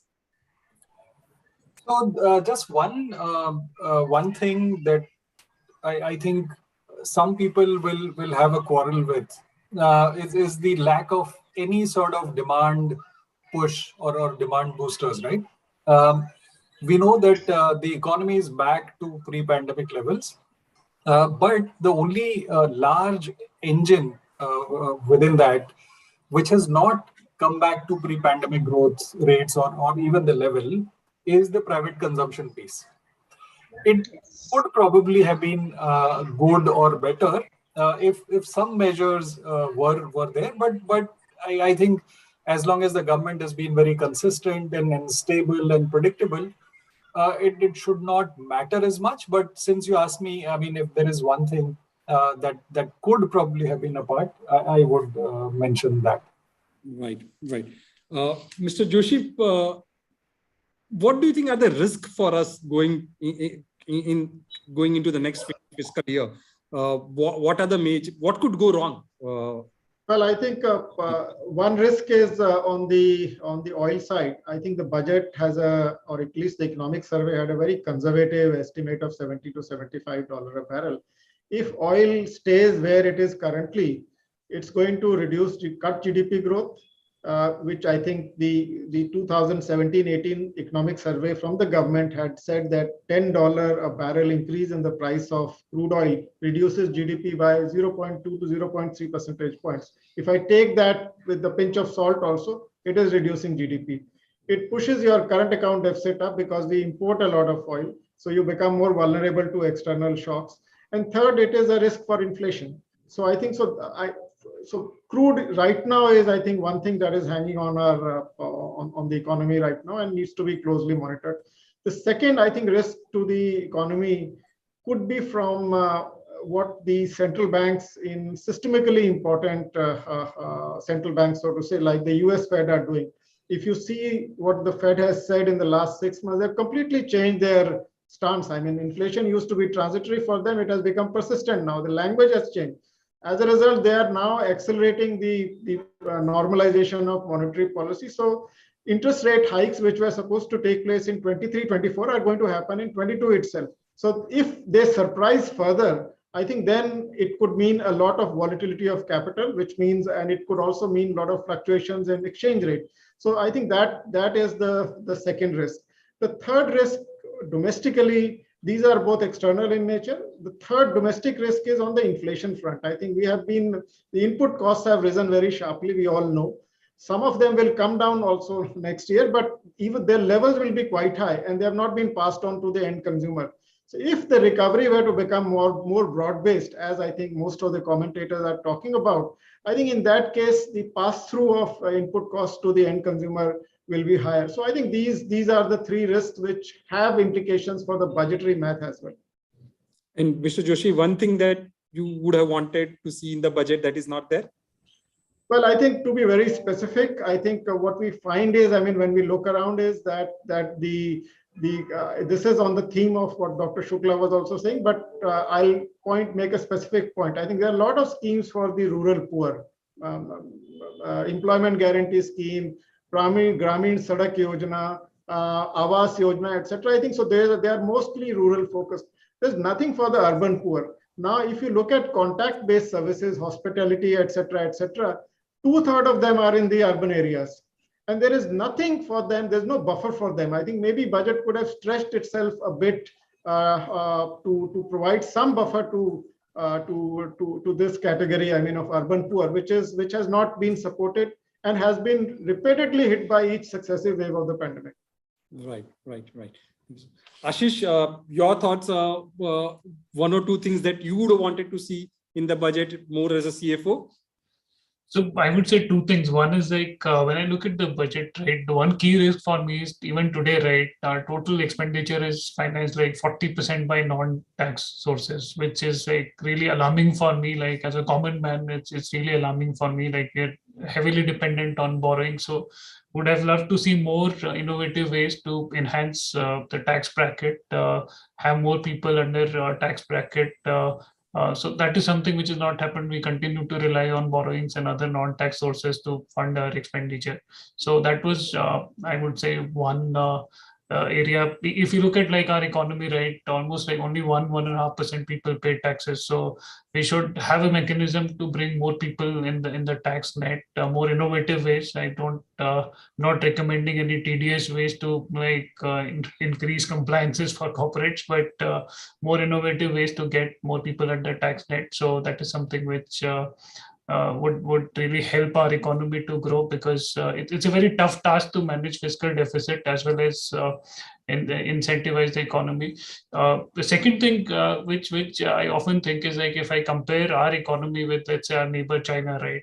China is a $15 trillion economy, and we are still like a $3 trillion economy. We talk about manufacturing, but China's manufacturing is more than our total GDP. So that's the kind of disconnect that we are talking about. So unless we put a real GDP growth rate of 12 to 14%, and I know it does not sound realistic, but if we do not put a GDP growth rate of 12 to 14% on real terms, we will not be close to China in next 20 years. So that's something radical has to happen for us to start growing at 12 to 14%. We have like more than a crore people coming to job market every year. We'll not be able to give them jobs if we don't start growing in 2 digits. And even when I say 2 digit, 12 to 14%. So 8.5% does not. I mean, it's a reasonable target, but does not. I mean, if as an Indian we want to compete with China, right, or some of the other developed countries in the world, we have to start growing at 12 to 14%. So that's the strategic vision with which we will have to start, and then put a roadmap of how do we get there. Plus one on both the counts from me, at least. And more as a tax professional, is getting more people on the tax net and finding innovative ways is definitely there on my cards. For Chandan, your thoughts? What is one thing that you would have liked to see in the budget that the government has not done? Chandan, you're on mute. One thing good they have done, so they have not increased the tax rate. So that means that is a good measure. That is where the people should cheer. No increase in tax. Maybe no news is good news. No bad news is good news, because UP elections round the corner. So maybe that is the reason they would have gone that in their head. So it would have become unpopular. So some popular steps they have taken, despite GDP going badly down and the tax collections not up to the mark. Still, government has not increased the tax rate. So in that light, COVID years, 2 years were COVID years, tax rate has not increased. That itself is a boon. Now India, to my mind, will take 10 years to recover. To my mind, what COVID impact is there. It is not easy. This 15%, the incentive is they are offered to new manufacturing and increased by 1 year more. Where is the land for the businessman to invest? That Land Ordinance Act was done away with. Now, for a new foreign businessman to set up the business, it is Herculean task to single window. They have a single window clearance, But where is the land? That is the question. Right. That is where the difficulty is coming. So there are too many misses, are too many, I would say. In sense, they have not announced the news on the pillars. That is around the corner. We were expecting the pillars news should come in. Now, if they bring the news in Feb of 23, means next year budget. Where is the window left? Assuming that the pillar will kick in from 1st April 23. We don't have much of time to plan that. True. Or they think, no, we will bring it earlier, by June, July, something halfway down the line, they bring it, they offer for public exposure and draft review and whatnot, and try to get that law in between. Maybe that can happen also.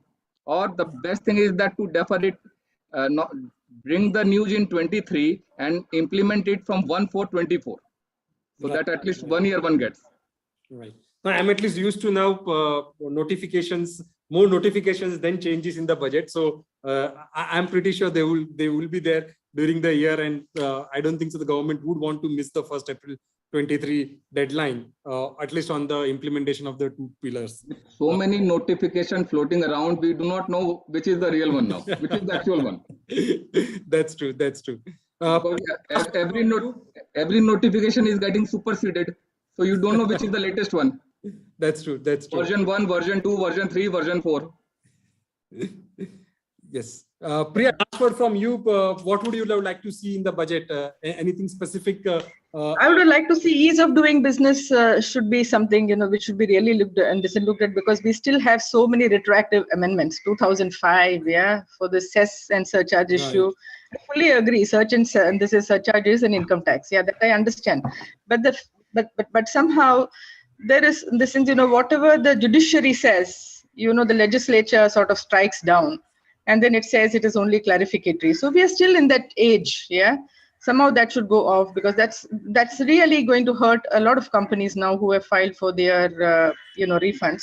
I hope these companies know the Indian legislature by now, and they have really provided for these things rather than sort of actual refunds. So that is something, that is one aspect that in the sense I would live in the sense here, that ease of doing business should be really understood in the right perspective, with so much of compliance required.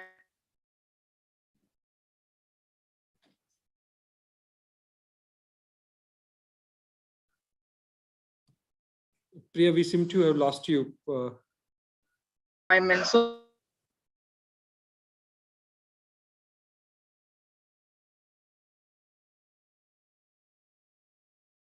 So much of retroactive amendment, so many notices. It's really not helping. As you rightly said, transparency is very important, because people will have come under the tax net now. It really needs to comply with it, and there is no tax rate reduction needed. And support in EC, which will help the companies to actually appreciate the compliances rather than feel it as a burden. Right. That's it from mine. Absolutely. I think Finance Minister did mention about ease of doing business 2.0, but let's see when it gets kind of announced and implemented, and it really. The effect of it would be really to see it on the ground, how it happens that way. Thank you so much. Thank you everyone for kind of really interesting panel discussion. I really thoroughly enjoyed the entire panel discussion. Thank you so much for being here, for participating in this and giving your views on really important budget announcements that the Finance Minister had. Back to you, Deepak, back to you to take it ahead from here. Thank you, Mr. Doshi.